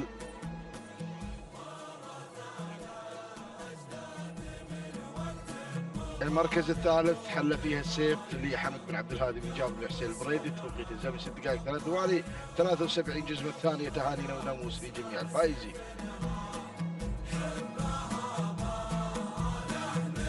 مشاهدينا متابعينا الاعزاء في كل مكان، اسعد الله صباحكم بكل خير ومحبه. تتواصل التحديات والاثاره على ارضيه ميدان التحدي، ميدان الشحانيه في هذا الصباح، وشعارات ابناء القبائل وسن اللقايه. وعلى بركه الله ينطلق الشوط التاسع الخاص للبكار اللقايه من مسافه 4 كيلومترات. نسير مع هذه الاسماء المنطلقه ومع هذه الشعارات المندفعه والباحثه عن الناموس. نبدا بعد المراكز، والبدايه شهب بشعار مبارك بن حمد بن تراحيب بن نايف الهاجري يتقدم مع شهب على البدايه وعلى اول الاسماء واول الشعارات. ثانيا جباره عبد الهادي بن سيف بن فهد آل سيف الخيارين مع ثاني الاسماء وثاني الشعارات. ثالث المراكز وصلت القادمة هقوى محمد بن راشد بن سعيد آل جحيش مع ثالث الأسماء. رابع المراكز مشاهدينا متابعينا الأعزاء أرى شعار بن جبران ينطلق مع الظبي سالم بن جابر بن محسن الجربوع المري يتقدم مع الظبي على رابع المراكز. وصلت الظبي محمد بن عبيد بن علي بن عبيد السناري مع رابع الاسماء. خامس المراكز مشاهدينا متابعينا الاعزاء ارى هناك شعار الدعيه يتقدم مع خامس الاسماء. هكذا هي النتيجه الاولى مشاهدينا متابعينا الاعزاء للخمس المراكز المتقدمه. وعود مع بن نايفة يقدم لنا شهب على أول الأسماء. مبارك بن حمد بن ترحيب بن نايفة الهاجري مع شهب على البداية وعلى أول الأسماء. ثانيا قادمة منصورة تتقدم بشعار محمد بن ظافر بن حمد بن راشد الدوسري مع ثاني الأسماء وثاني الشعارات.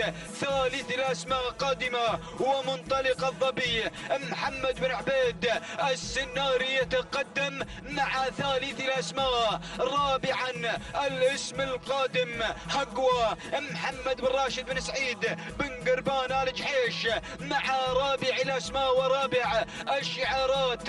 خامسا شعار بن جبران يتقدم مع خامس الأسماء الظبي سالم بن جابر بن محسن الجربوعي المري. ها هي النتيجة الثانية للخمس المراكز المتقدمة والخمس الشعارات المندفعة، وأرى أسماء وشعارات قادمة. أرى سيل جارف من اللقاية البكار. الله الله الله، قادمة الشعارات من أجل الفوز ومن أجل الانتصار. نترقبها في الأمتار القادمة والأمتار الحساسة. وعود مع بن نايفة. بن نايفة يقرد خارج السرب مع شهب على أول الأسماء. مبارك بن حمد بن رحيب بن نايفة الهاجري مع شهب من بداية الانطلاق حتى هذه اللحظات على رأس حربة هذا الشوط. لكن أرى الأسماء والشعارات. أول القادمون وصل هنا محمد بن ظافر بن حمد بن راشد الدوسري مع منصورة. ثالث الأسماء وثالث التحديات حقوة محمد بن راشد بن سعيد آل جحيش. ورابع الأسماء الله يا القادمة هنا قصورة بشعار علي بن راشد بن محمد آل فهيده المري. وبن جبران قادم مع الظبي. يتقدم سالم بن جابر بن محسن الجربوعي مع خامس الأسماء. ولكن أعود مع أجواء الكيلو متر الأخير. الله الله الله، شهب مبارك بن حمد بن رحيب بن نايف الهاجري يتقدم مع شهب على أول الأسماء وأول الشعارات. ثاني الأسماء قادمة حقوة محمد بن راشد بن سعيد بن قربان آل جحيش يتقدم مع ثاني الأسماء. ولكن شهب مع الفوز والانتصار. بن نايفة مع الفوز والانتصار. يقدم لنا شهب مبارك بن حمد بن رحيب بن نايف الهاجري من بداية الانطلاق وهي على المقدمة حتى هذه اللحظات بدون أي توامر. تنطلق شهب مبارك بن حمد بن رحيب بن نايف الهاجري. حقوة تحاول اللحظات الأخيرة، ولكن شهب مع الفوز والانتصار. مبارك بن حمد بن رحيب بن نايف الهاجري بدون أي توامر. تهانينا والناموس واسعد الله صباحك يا بن نايفة على هذا الفوز وعلى هذا الانتصار. تهانينا والناموس لمبارك بن حمد بن رحيب بن نايفة الهاجري على فوز شهب. ثاني الأسماء وصل شعار بن جبران مع الظبي سالم بن جابر بن محسن الجربوعي. وثالث المراكز هقوة محمد بن راشد بن سعيد بن قربان آل جحيش. ورابع المراكز وصلت كرة بشعار علي بن حمد بن عريج المري. وخامس المراكز وصلت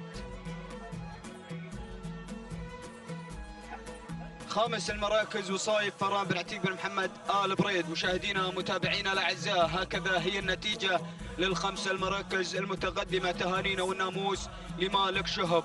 والتوقيت الزمني للحصول إلى خط النهاية 6 دقائق 4 ثواني 68 جزءا من الثانية. تهانينا والناموس لمبارك بن حمد بن رحيب بن نايفة الهاجري وبدون أي توامر.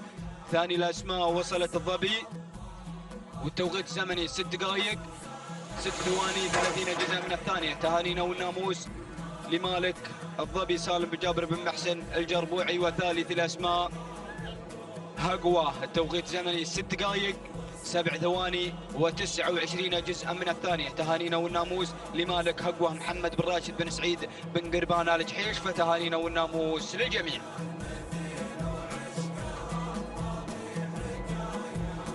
بسم الله الرحمن الرحيم. بسم الله نبدأ وعلى بركة الله نستعين. مشاهدينا الأعزاء متابعينا الكرام، نحييكم مع انطلاقة أخرى من انطلاقاتنا في هذا الصباح وشوط آخر يعلن من أشواطنا مع هذه الفترة الصباحية في انطلاقات جميلة على أرضية ميدان التحدي ميدان الشحانية لسباقات الهجن ضمن منافسات سباقنا المحلي الرابع. ينطلق 10 الأشواط يحمل لنا تحديات القعدان مع سن اللقاية. مسافتنا 4 كيلومترات. نتابع مع حضراتكم هذه الانطلاقة بجديد التحدي والإثارة على أرضية ميدان التحدي. نبدأ مباشرة مع مقدمة الشوط ومع المركز الأول. غلاب في مقدمة الشوط صالح بن راشد بن صالح الدعبة النابت الذي يقدم شعاره على المركز الأول هو على صدارة هذا الشوط، بينما على ثاني المراكز يتابع شاهين عبد الله بن مبارك بن راشد الشهواني يقدم لنا تحدياته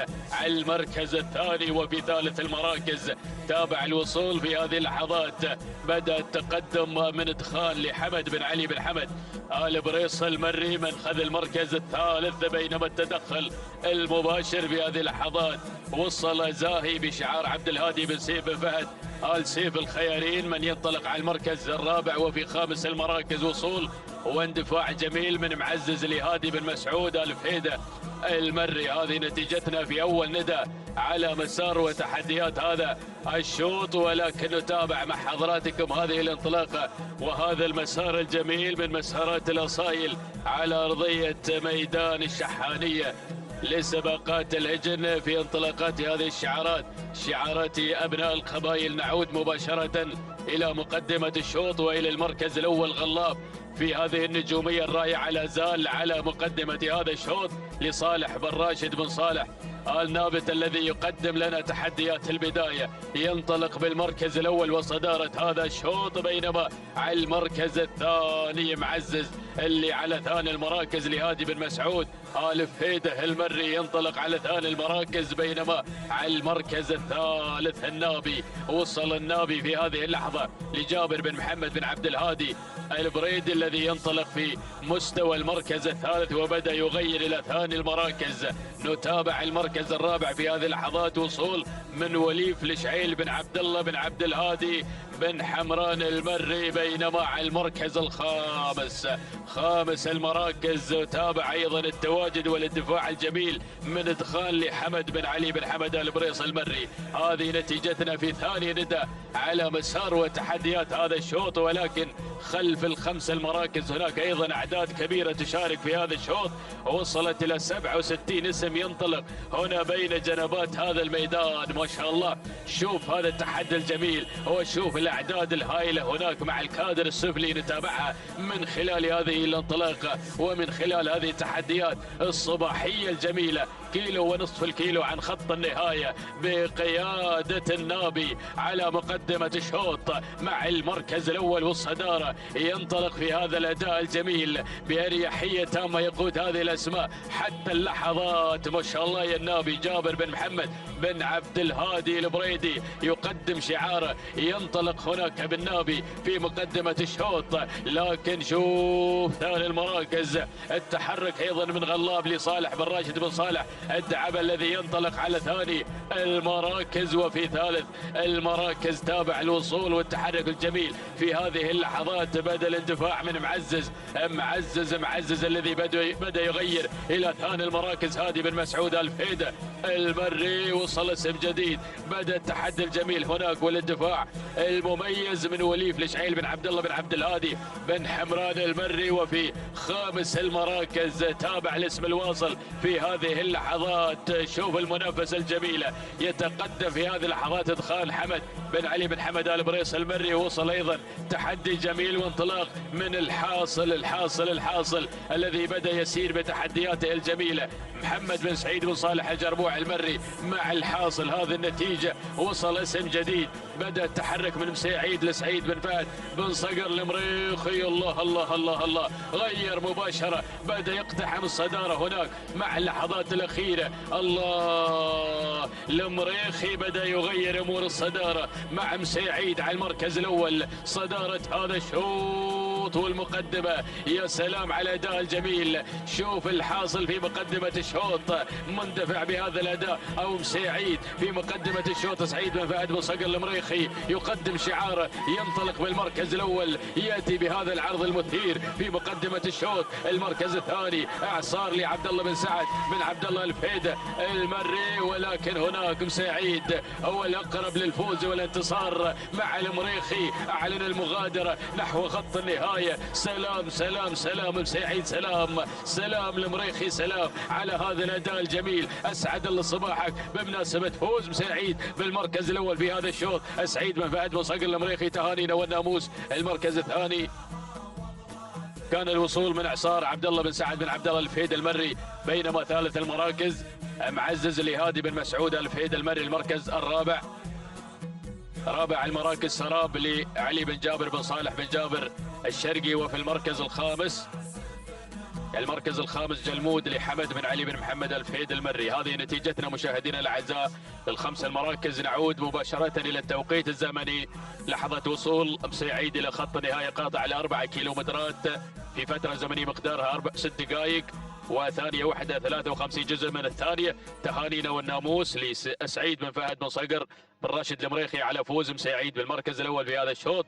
بينما ثاني المراكز من وصل على المركز الثاني نتابع أيضا لحظات الوصول والتحدي الجميل والاندفاع. أيضا كان مع ثاني المراكز كان الوصول من إعصار توقيته 6 دقائق 4 ثواني 81 جزء من الثاني. تهانينا لعبد الله بن سعد بن عبد الله الفهيد المري. المركز الثالث من وصل معزز، توقيت معزز هو 6 دقائق 5 ثواني 62 جزء من الثاني. تهانينا والناموس لهادي بن مسعود الفهيد المري. بسم الله الرحمن الرحيم. أيها الحفل الكريم مشاهدينا متابعينا الكرام، أسعد الله صباحكم وجميع أوقاتكم بكل خير ومحبة وسلام. ينطلق شوطر 11 المخصص للقاء الابكار وال4 كيلومترات، هي المسافة الحاضرة والمحددة مسار هذه الانطلاقات الصباحية المميزة الخاصة بسن اللقاية. يسير هذا الشوط الذي يحمل لنا هذه الأسماء والشعارات المميزة، ويحمل لنا هذه الأعداد الكبيرة المشاركة في هذا الانطلاق المميز والجميل. نسير مباشرة مع البداية، نسير مع المركز الأول وأول الأسماء الحاضرة والمنطلقة مع بداية هذا الشوط. إذن الصدارة والمركز الأول تراحيب وليد بن محمد بن إبراهيم السيد، من يقدم لنا شعاره وتحدياته المميزة والجميلة مع المركز الأول.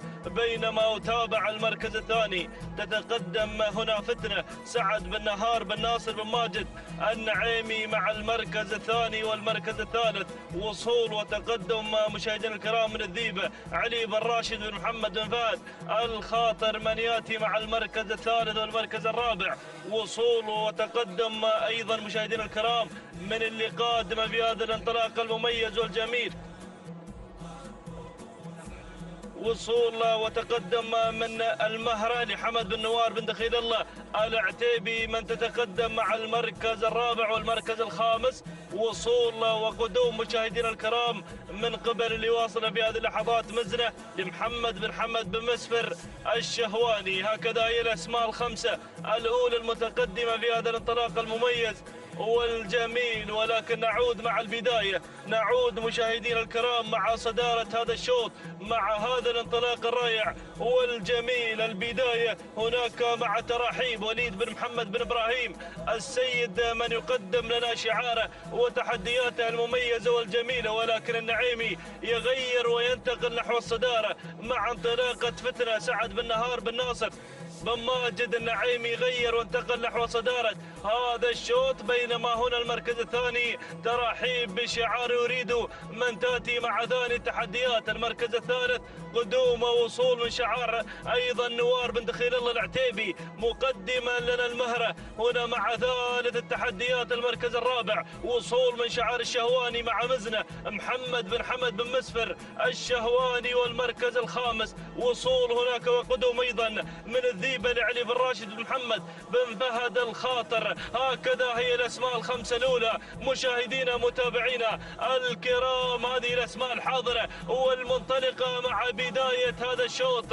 لكن عودة مع الصدارة، عودة مع المركز الأول مع انطلاقة أيضا شعار بالنهار، من يقدم لنا تحدياته المميزة والجميلة مع البداية مع فتنة سعد بن نهار بن ناصر بن ماجد النعيمي مقدمة لنا انطلاقة فتنة مع المركز الأول وصدارة هذا الشوط، بينما المركز الثاني من تتقدم مع ثاني التحديات في هذه اللحظات. مشاهدينا الكرام، انطلاقة أيضا هنا ترحيب وليد بن محمد بن إبراهيم السيد من تأتي مع ثاني التحديات، بينما أرى القدوم والوصول والتغيير هنا من قبل المزنة محمد بن حمد بن مسفر الشهواني، والمركز الرابع أيضا القدوم والوصول في هذه اللحظات.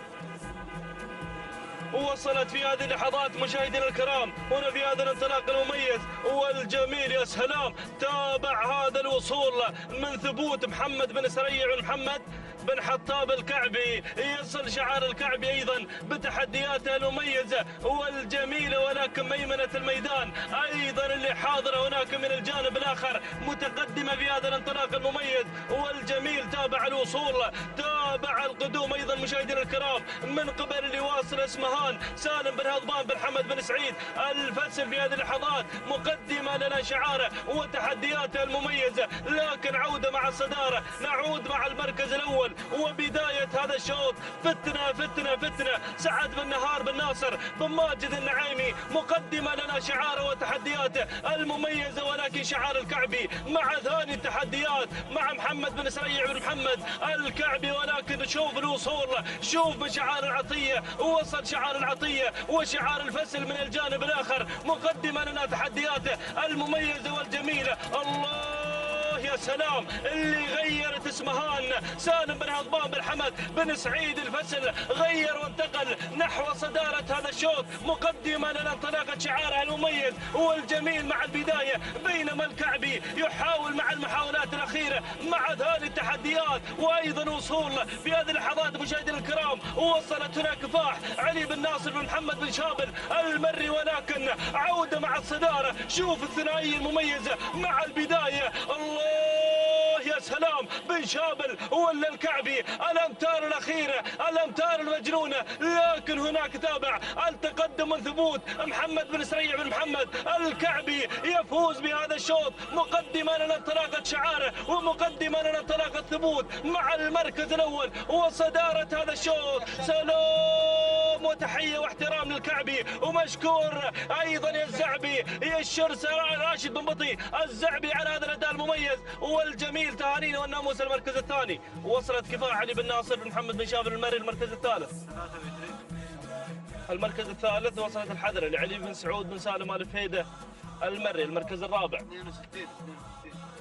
المركز الرابع وصل التمويل لسعيد بن ناصر بن حميد بن علي الهاشمي المركز الخامس. المركز الخامس كان الوصول والقدوم أيضا من سيدة لراشد بن سعيد بن صالح الجربوعي المري. هكذا مشاهدينا الكرام متابعينا الأفاضل، تابعنا هذا الشوط، ولكن شعار الكعبي كان حاضرا مع الموعد، مقدما لنا انطلاقة أيضا ثبوت. توقيت الزمن 6 دقائق 9 ثواني 21 جزء من الثانية. هانينا والناموس محمد بن سريع بن محمد الكعبي، بينما المركز الثاني وايضا مشكور يشرس راشد بن بط الزعبي المركز الثاني. وصلت مع ثاني التحديات مشاهدينا الكرام ايضا شعار بن شابل، مقدمه لنا كفاح، وتوقيتها الزمن 6 دقائق 10 ثواني 59 جزء من الثانيه. هانينا والناموس العلي بن ناصر بن محمد بن شابل المري المركز الثالث. وصلت مع المركز الثالث مشاهدينا الكرام الحذرة، وتوقيتها الزمن 6 دقائق 11 ثانية 35 جزء من الثانية. تهانينا والناموس لعلي بن سعود بن سالم آل فهيدة المري. إذا مشاهدينا ومتابعينا الكرام، تتواصل التحديات والانطلاقات في صباح هذا اليوم مع سن اللقاية من مسافة 4 كيلومترات. على بركة الله تعلن انطلاقة الشوط الثاني عشر من مجمل أشواط الفترة الصباحية، شوط خاص للقعدان. نتابع هذه الشعارات والأسماء المتناثرة على أرضية ميدان الشحانية، نتابع الصدارة مشاهدي الأعزاء والأمور. نتابع هناك مقدمة هذا الشوط سياف للسيد عبد الهادي بن سيف بن فهد آل سيف الخيارين على أول المراكز، بينما المركز الثاني القادم في هذه اللحظة جارنتي للسيد حفيظ بن سالم بن ناصر آل حفيظ المري، يتواجد مع المركز الثاني والمركز الثالث. المركز الثالث نتابع القادم شاهين للسيد محمد بن علي بن حمد آل بريس المري يتواجد على مستوى المركز الثالث، بينما النقلة مباشرة إلى المركز الرابع لنتابع المنطلق والمتواجد على رابع المراكز. هذا هو مشاهدينا الأعزاء القادم بكل قوة. نتابع شعار راشد بن صباح بن سيف الماجد النعيمي مع الطف على مستوى المركز الرابع، بينما المركز الخامس اللي يتسلل مباشرة إلى المركز الثاني القادم بكل قوة. هذا هو مشاهدينا الأعزاء اللي يتسلل في هذه اللحظات شاهين للسيد حمد بن مبارك بن حمد العويره الكربي يتواجد في هذا التحدي على مستوى المركز الرابع إلى المركز الثاني. شعار زميلنا صالح الكربي من ينطلق في المركز الثاني. هذه النتيجة مشاهدينا الأعزاء للمراكز الخمسة الأولى، ونذهب إلى المقدمة لنتابع الأمور والسيطرة مشاهدينا الأعزاء، لنتابع صدارة هذا الشوط ومن يحتل المركز الأول في هذا الانطلاق سياف للسيد عبد الهادي بن سيف فهد آل سيف الخيارين يتواجد على البداية، بينما المركز الثاني وصل شعار الكربي أحد الأسماء القوية في هذا الشوط لحمد بن مبارك بن حمد العويرة الكربي يتقدم في هذه اللحظة على مستوى المركز الثاني، بينما المركز الثالث من الجانب الآخر أتابع القادم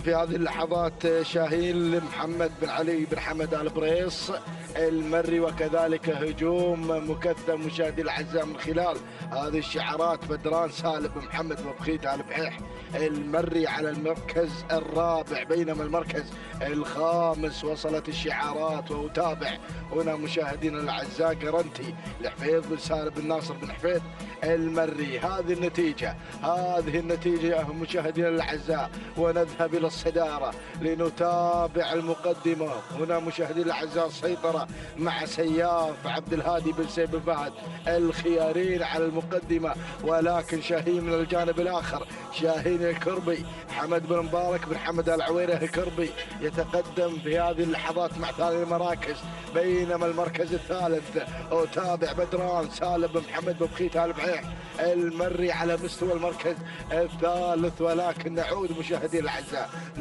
إلى الصراع الثنائي ما بين انطلاقة سياف وكذلك شاهين في موقع واحد في تحدي ثنائي. نتابع من خلال سياف عبد الهادي بن سيف فهد الخيارين على المقدمة، يقدم لنا سياف ينطلق في هذا التحدي الكبير، ولكن شاهين قادم، شاهين بإنجازاته الكبيرة وبحضوره الرائع. حمد بن مبارك بن حمد العويره الكربي، ركز يا ابو مبارك، ركز يا صالح، هناك اسماء قادمه. اتابع الوصول والتقدم من خلال وصول بدران سالم بن محمد بن بخيت آل بحيح المري، بينما المركز الرابع وصلت الشعارات، وصلت الاسماء الخطيره في هذا الشوط. يا سلام، راهي بدا يصل مشاهدي الاعزاء لراشد بن علي بن محمد الفيدي المري، بينما المركز الخامس وصل ايضا مشاهدينا الكرام. نتابع الامور والسيطره القادم في هذه اللحظه إسعاف للسيد محمد بن عبد الله بن حمد بن حسين البريدي، ولكن نذهب إلى الصدارة. ما شاء الله تبارك الرحمن على هذا الاندفاع الكبير، يحضر شاهين في الصدارة في المقدمة للسيد حمد بن مبارك بن حمد آل عويره الكربي. صالح بن مبارك الكربي يتابع هذا الانطلاق الكبير، يتابع شاهين ينفرد، ولكن الأسماء القادمة ركز يا الكربي مخباط يصل لأول إذاعة في هذا الشوط للسيد مبارك بن عبد الله بن ثواب القحطاني، وكذلك نتابع الوصول الخطير من قبل لاهوب لجابر بن طالب بن علي الجربوع المري، ولكن شاهين مع البداية، شاهين الكربي حمد بن مبارك بن حمد العويره الكربي، ولكن الله يا القادم وصل مخباط مع ثاني المراكز. شاهين ومخباط اللحظات الأخيرة، خط النهاية مشاهدي الأعزاء ما بين شاهين ومخباط مخباط، ولكن مخباط غير في هذه اللحظة. مبارك بن عبد الله بن ثواب القحطاني على الصدارة. تهانينا والناموس على هذا الفوز، وفوز أيضا مخباط. تهانينا وألف مبروك لمبارك بن عبد الله بن ثواب القحطاني المركز الثاني. شاهين للسيد حمد بن مبارك بن حمد العويره الكربي المركز الثالث. جاء في لهوب لجابر بن طالب العلي الجربوع المري المركز الرابع.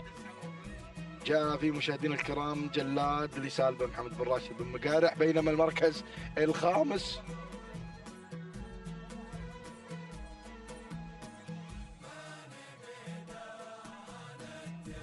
جاء في مشاهدينا الكرام راهي لراشد بن علي بن محمد الفهيدي المري. إذا مشاهدينا الأعزاء تهانينا والناموس لمالك مخباط على هذا الفوز والحضور المميز لمبارك بن عبد الله بن ثواب بن محمد القحطاني. التوقيت الزمني 6 دقائق 6 أجزاء من الثاني. تهانينا وناموس. بينما المركز الثاني حل فيه شاهين قدم أداء وعرض يشكر عليه. تهانينا لحمد بن مبارك بن حمد العوير الكربي، والتهانينا للزميل صالح الكربي. التوقيت الزمني 6 دقائق 5 ثواني 99 جزء من الثاني. تهانينا وناموس. بينما المركز الثالث لهوب لجابر بن طالب بن علي الجربوع المري. التوقيت الزمني 6 دقائق 6 ثواني 45 جزء من الثانية. تهانينا وناموس لجميع الفائزين.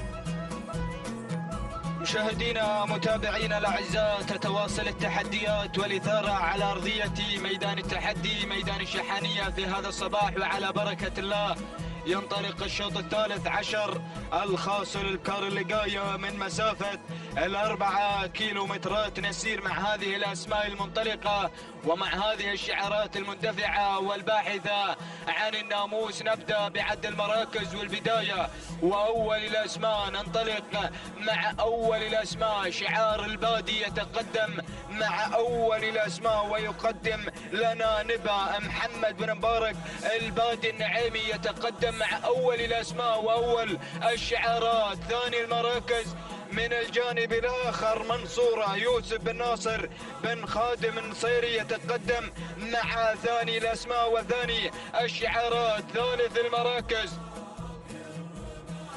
ثالث المراكز تتقدم وتنطلق الوذنة بشعار محمد بن متعب الشمري يتقدم مع ثالث المراكز. رابع الأسماء مشاهدينا متابعينا الأعزاء تتقدم وتنطلق مع رابع الأسماء قادمة هنا بشاير مع رابع المراكز. مبخوت بن ناصر الشنجل يتقدم مع رابع الأسماء ورابع التحديات. خامس الأسماء أقدار بشعار صالح بن حمد القمرة. هكذا هي النتيجة الأولى مشاهدينا متابعينا الأعزاء للخمسة المراكز المتقدمة والخمسة شعارات المندفعة. ولكن أعود مع البداية. نبا تتقدم بشعار مبارك أو محمد بن مبارك البادي النعيمي يقدم لنا نبا على أول الأسماء وأول الشعارات. ثانيا قادمة ومنطلقة الوذنة بشعار محمد بن متعب بن شباط الشمري يتقدم مع ثاني الأسماء وثاني الشعارات. ثالثا قادمة ومنطلقة منصورة يوسف بن ناصر بن خادم النصيري مع ثالث الأسماء. رابع المراكز قادمة ومنطلقة الحذرة حمد بن عنزان بن محمد بن عنزان النعيمي يتقدم مع رابع المراكز. خامس الأسماء وصلت القادمة الجزيرة محمد بن جابر بن طحنون الجربوع المري مع خامس الأسماء. ها هي النتيجة وها هي الخمسة المراكز المتقدمة، وأرى أسماء وشعارات خلف دائرة النداء والإذاعة. ولكن النعيمي البادي مع البداية مع أول الأسماء مع نبا تنطلق بشعار محمد بن مبارك البادي النعيمي يتقدم ويقرد خارج السرب. هناك مع نبا ثاني الأسماء تتقدم الوذنة بشعار محمد بن متعب بن شباط الشمري ينطلق مع ثاني الأسماء وثاني الشعارات. ثالثا قادم الحذرة تتقدم بشعار حمد بن عزام بن محمد بن عنزان النعيمي. ورابع المراكز وصلت القادمة والمنطلقة بلشا ناصر بن عبد الهادي المري يتقدم مع رابع المراكز. خامس الأسماء القادمة وصايف عبد الله بن راشد بن علي النشير المري مع خامس الأسماء. ولكن أعود مع أجواء الكيلو متر الأخير البادي مع البداية مع نبا محمد بن مبارك البادي النعيمي يتقدم مع نبا على أول الأسماء وأول الشعارات. الله الله الله نبا محمد بن مبارك البادي النعيمي. ثاني الأسماء بن نشير قادم يقدم وصايف عبد الله بن راشد بن علي بن نشير المري يتقدم مع ثاني الأسماء. ولكن نبا مع البداية مع أول الأسماء وأول الشعارات. تتقدم نبا بشعار محمد بن مبارك البادي النعيمي. هنا قادم بن نشير مع ثاني الأسماء وثاني الشعارات. وصايف عبد الله بن راشد بن علي نشير المري مع ثاني الأسماء. ولكن النعيمي مع الفوز والانتصار. نبا من بداية الانطلاق حتى هذه اللحظات وهي مسيطرة تمام السيطرة. تهانينا والناموس لمالك نبا على هذا الفوز وعلى هذا الانتصار. تهانينا والناموس لمحمد بن مبارك بن محمد البادي النعيمي. وصايف تحاول اللحظات الأخيرة ولكن نبا مع الفوز والانتصار. تهانينا والناموس للبادي واسعد الله صباحك يا مالك نبا محمد بن مبارك بن محمد البادي النعيمي. تهانينا والناموس على هذا الفوز وعلى هذا الانتصار. ثانيا وصلت وصاية عبد الله بن مبارك بن راشد أو عبد الله بن راشد بن علي النشير المري. وثالث المراكز وصلت الميجنة بشعر محمد بن ناصر بن محمد بن شاب المري. ورابع المراكز سراجيف حمد بن حزام بن راشد الزعبي. وخامس المراكز خامسا الوذرة بشعر محمد بن متعب الشمري. مشاهدينا ومتابعينا الأعزاء هكذا هي النتيجة للخمس المراكز المتقدمة. تهانين وناموس لمالك نبا محمد بن مبارك البادي النعيمي. توقيت زمني 6 دقائق 5 ثواني 3 أجزاء من الثانية. تهانين وناموس لمالك نبا. ثاني الأسماء وصلت وصايف عبد الله بن راشد بن علي النشير المري. توقيت زمني 6 دقائق 5 ثواني 43 أجزاء من الثانية. تهانين والناموس. ثالث الأسماء وصلت الميجنة والتوقيت الزمني راح توصل إلى خط النهاية 6 دقائق 7 ثواني 49 أجزاء من الثانية. تهانين والناموس لمحمد بن ناصر بن محمد بن شاب المري. فتهانينا والناموس للجميع.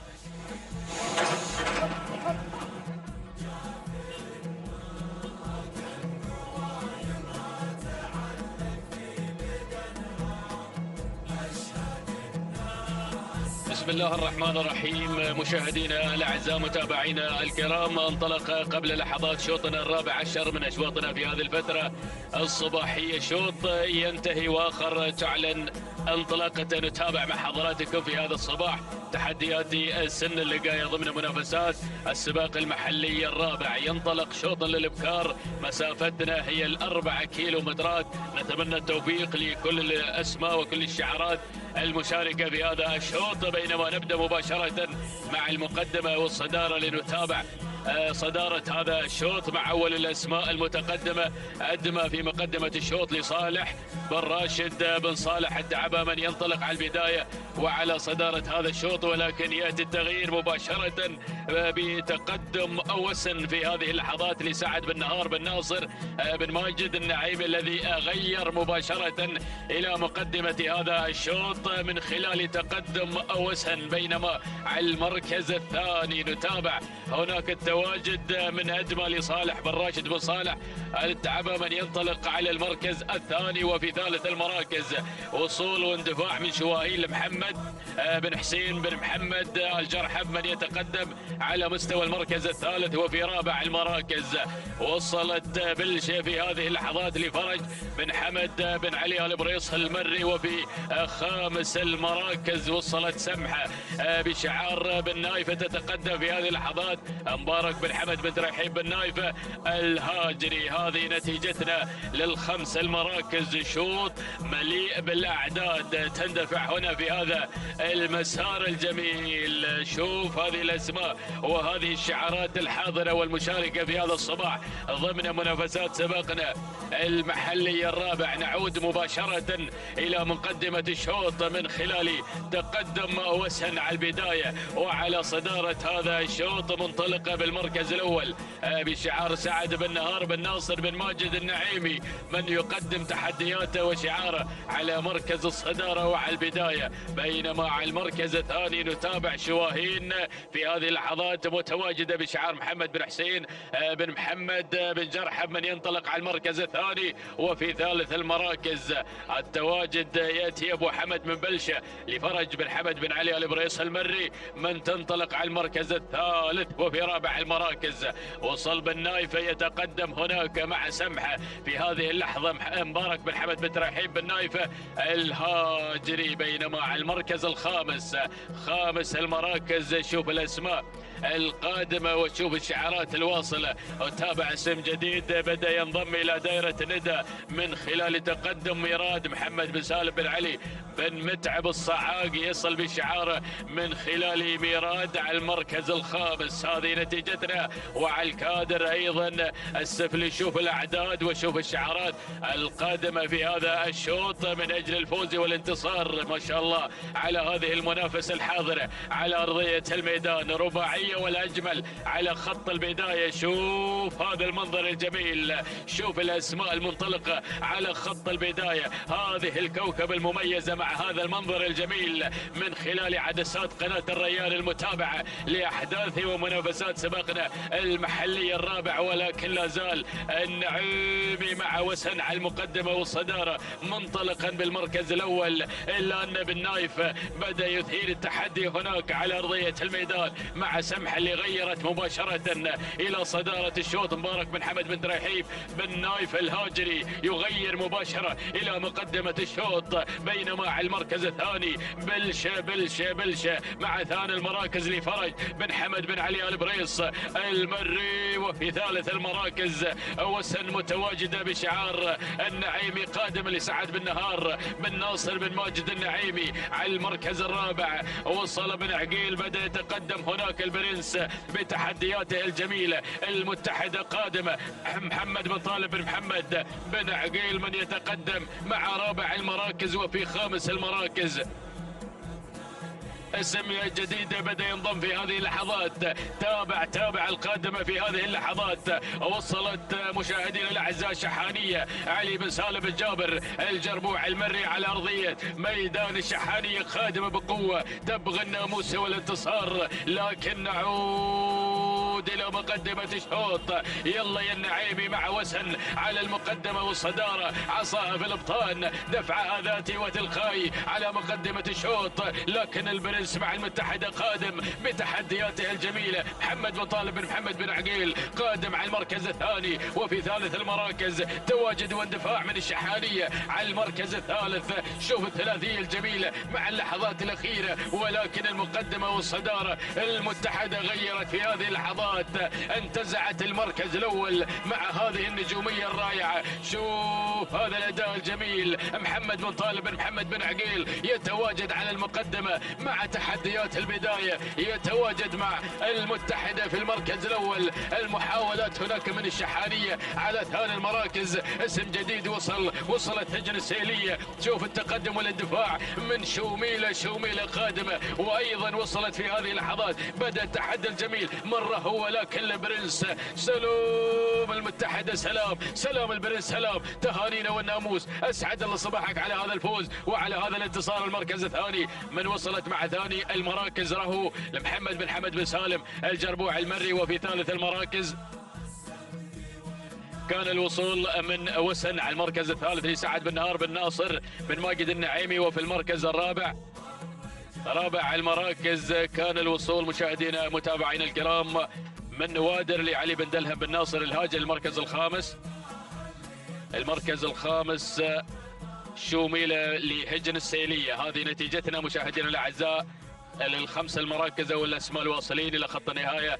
عوده مع المتحده وتوقيت المتحده، قطعت مسافه 4 كيلومترات في 6 دقائق 7 ثواني 89 جزء من الثانيه. تهانينا لمحمد بن طالب بن محمد بن عقيل على فوز المتحده بالمركز الاول في هذا الشوط. بينما ثاني المراكز وصلت رهو وتوقيتها الزمني هو 6 دقائق 9 ثواني 7 من الاجزاء من الثواني. تهانينا والناموس لمحمد بن حمد بن سالم الجربوع المري على فوز رهو بالمركز الثاني. وفي ثالث المراكز وصلت وسن توقيتها الزمني 6 دقائق 9 ثواني 29 جزء من الثاني. تهانينا لسعد بن نهار بن ناصر بن ماجد النعيمي.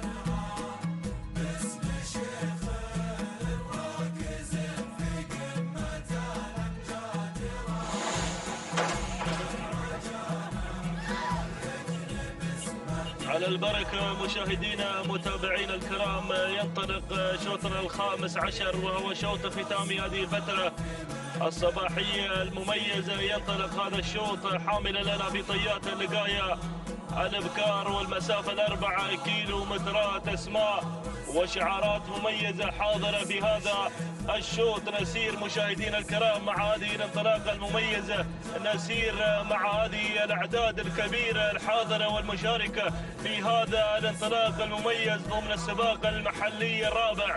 نسير مباشرة مع هذه الأسماء والشعارات المميزة المنطلقة بين حنايا هذا الميدان، مباشرة مع بداية هذا الشوط مع المركز الأول وصدارة هذا الشوط. من تأتينا مع البداية مشاهدينا متابعينا الكرام طرف زايد بن غانم بن زايد المطوع الخيارين، من يقدم لنا شعاره وتحدياته المميزة مع المركز الأول. بينما المركز الثاني ذعاذيع من تأتينا مع المركز الثاني راشد بن هادف بن محمد بن محسن بن نديلة، من يقدم لنا أيضا شعاره وتحدياته المميزة، بينما أتابع الوصول والتقدم من وضوح فرج بن حمد بن علي آل بريس المري والمركز الرابع، وصول وتقدم مع رابع التحديات من بروق حمد بن محمد بن راشد المقارح من يصل مقدما لنا ايضا شعاره، بينما أتابع المركز الخامس وصول من شعار السيقان مقدما لنا ايضا انطلاقه مشاهدينا الكرام الظبي حسين بن علي بن حسين بالسيقان المري. هكذا هي الاسماء الخمسه الاولى ايضا المنطلقه في هذا المسار المميز والجميل. يا سلام على هذه الاسماء الحاضره في هذا الانطلاق الرائع والجميل. ولكن نعود مع البدايه، نعود مع المركز الاول وصداره هذا الشوط مع شعار المقارح من يقدم لنا بروق حمد بن محمد بن راشد المقارح. مع البدايه مع المركز الاول مقدما لنا شعاره وتحدياته المميزه والجميله، بينما المركز الثاني وضوح فرج بن حمد بن علي آل بريس المري مع ثاني التحديات. المركز الثالث وصول وتقدم من شعار الخيارين مقدما لنا طرب زايد بن غانم بن زايد المطوع الخيارين، بينما دخول من نيران منصور بن عبد الله بن ناصر العطيه مع رابع التحديات. المركز الخامس وصول ايضا في هذه اللحظات من قبل لمحه محمد بن طالب بن محمد بن عقيل يصل مقدمه لنا شعاره وتحدياته المميزه والجميله. هكذا هي الاسماء مشاهدينا متابعينا الكرام، الاسماء الاولى المتقدمه في هذا الانطلاق الرائع والجميل. ولكن نعود مع الصداره، نعود مع شعار المقارح من يقدم لنا ايضا انطلاقه شعاره المميز والجميل مع بدايه هذا الشوط مع بروق مع المركز الاول يقدم لنا شعاره الشطرنجي الجميل. هناك مع البدايه بتحديات بروق مع المركز الاول وصداره هذا الشوط، بينما أتابع المركز الثاني يتقدم هنا ايضا شعار فرج بن حمد بن علي آل بريس المري مقدما لنا وضوح مع ثاني التحديات. المركز الثالث وصول ايضا وتقدم مشاهدينا الكرام من قبل نيران منصور بن عبد الله بن ناصر العطيه مع المركز الثالث. المركز الرابع وصول ايضا وتقدم من خطيره محمد بن عبد الله بن محمد بن نايفه من يصل مقدمه لنا ايضا انطلاقه شعاره المميز مع المركز الرابع والمركز الخامس. وصول ايضا من شعار الخيارين مع انطلاقه ايضا مشاهدينا الكرام في هذه اللحظات وصول من طرف زايد بن غانم بن زايد المطوع الخيارين. هناك من يقدم لنا طرب مع المركز الخامس. هكذا هي الاسماء الخمسه الاولى المتقدمه في هذا الانطلاق الرائع والجميل. يا سلام، لكن العوده مع المركز الاول، العوده مع صداره هذا الشوط مع بروق مع البدايه بشعار الخيارين من يقدم لنا بروق بتحدياتها المميزه بتحدياتها الجميله. هناك مع صداره هذا الشوط ياتي المقارح مقدما لنا ايضا هذا الحضور المميز مع البدايه مع انطلاقه بروق حمد ايضا حمد بن محمد بن راشد المقارح، بينما المركز الثاني من تتقدم مع ثاني التحديات وضوح فرج بن حمد بن علي آل بريس المري. والمركز الثالث يتقدم شعار بن نايفه مقدمه لنا ايضا انطلاقه خطيره محمد بن عبد الله بن محمد بن نايفه. والمركز الرابع من تصل مع رابع التحديات وصول هنا مشاهدينا الكرام من راهيه حمد بن عنزان بن محمد بن عنزان النعيمي. لكن العوده مع صداره هذا الشوط، الله يا سلام، تابع وضوح مع البدايه فرج بن حمد بن علي آل بريس المري. ولكن بروق تستعيد حقوقها المنهوبه في هذه اللحظات، تطمح ايضا بنقطه هذا الشوط، شوط الختام. الله الله الله، اذا البدايه وصداره هذا الشوط من الجانب الاخر تتقدم وضوح فرج بن حمد بن علي آل بريس المري وايضا بروق بشعار المقارح. تابع هذا الاداء المميز والجميل، الى اين الناموس والانتصار. لكن بن مقارح يقدم لنا بروق يطير بناموس هذا الشوط مع انطلاقه بروق حمد بن محمد بن راشد المقارح ايضا مع الصداره مع المركز الاول. ولكن الله يا سلام، وضوح سلام، وضوح سلام ايضا لمالك وضوح فرج بن حمد بن علي آل بريس المري. تهانيه والناموس على هذا الفوز وهذا الانتصار. المركز الثاني وصلت بروق لحمد بن محمد بن راشد المقارح. المركز الثالث المركز الثالث وصلت خطير محمد بن عبد الله بن محمد بن نايفة. المركز الرابع كان الوصول مشاهدينا الكرام ايضا مع مغيرة لسالم بن عبد الله بن سعيد بن محمد البخيت. والمركز الخامس وصلت مع المركز الخامس راهي لحمد بن عنزان بن محمد بن عنزان النعيمي. هكذا مشاهدينا الكرام متابعين الافاضل تابعنا شوط الختام، ولكن حضرت وضوح لتهدي هذا الناموس وهذا الانتصار الى فرج بن حمد بن علي البريس المري. 6 دقائق وثانيتين و48 جزء من الثانية. تهانينا والناموس لفرج بن حمد بن علي البريس المري على هذا الفوز وهذا الانتصار. بينما المركز الثاني وصلت بروق وتوقيت الزمن 6 دقائق ثانيتين 72 جزء من الثانية. تهانينا والناموس ايضا لحمد بن محمد بن راشد المقارح. المركز الثالث كان الوصول ايضا مشاهدينا الكرام من خطيره وتوقيتها زمن 6 دقائق 3 ثواني 74 جزء من الثانيه. تهانينا والناموس محمد بن عبد الله بن محمد بن نايفه الهاجري. هكذا مشاهدينا الكرام متابعين الافاضل وصلنا لختام هذه الفتره الصباحيه المميزه، وايضا نذكر من خلال هذه الصفحه التي تظهر على شاشه قناه الريان الفضائيه في هذا الصباح مشاهدينا متابعين الكرام، نذكر بصاحبة الشوط الأول الرئيسي في هذا الصباح حضرت عقايب لتهدي أيضا ترحيب بن حمد بن نايف الهاجري هذا الفوز وهذا الانتصار وأول أشواطنا الصباحية. بينما حضر رياض ليهدي راشد بن حمد بن متعب المنخس المري أيضا الشوط الأول الرئيسي للقاية القعدان. بينما صاحب التوقيت الأفضل والأميز في هذا الصباح حضر عاهل في الشوط الثامن لمحمد بن جابر بن سالم المري ليكون هو صاحب التوقيت الأفضل والأميز في هذه الفترة الصباحية بتوقيت زمني وقدر 5 دقائق 57 ثانية 91 جزء من الثانية. تهانينا والناموس على هذا الفوز وهذا الانتصار لمحمد بن جابر بن سالم المري والتوقيت الأفضل في هذا الصباح. إذا مشاهدينا الكرام وصلنا للختام على أمل اللقاء بكم في الفترة المسائية وأيضا سن اللقاية والجوائز العينية القيمة، فكونوا على الموعد. إلى ذلك الحين استودعكم الله الذي لا تضيع ودائعه، والسلام عليكم ورحمة الله تعالى وبركاته.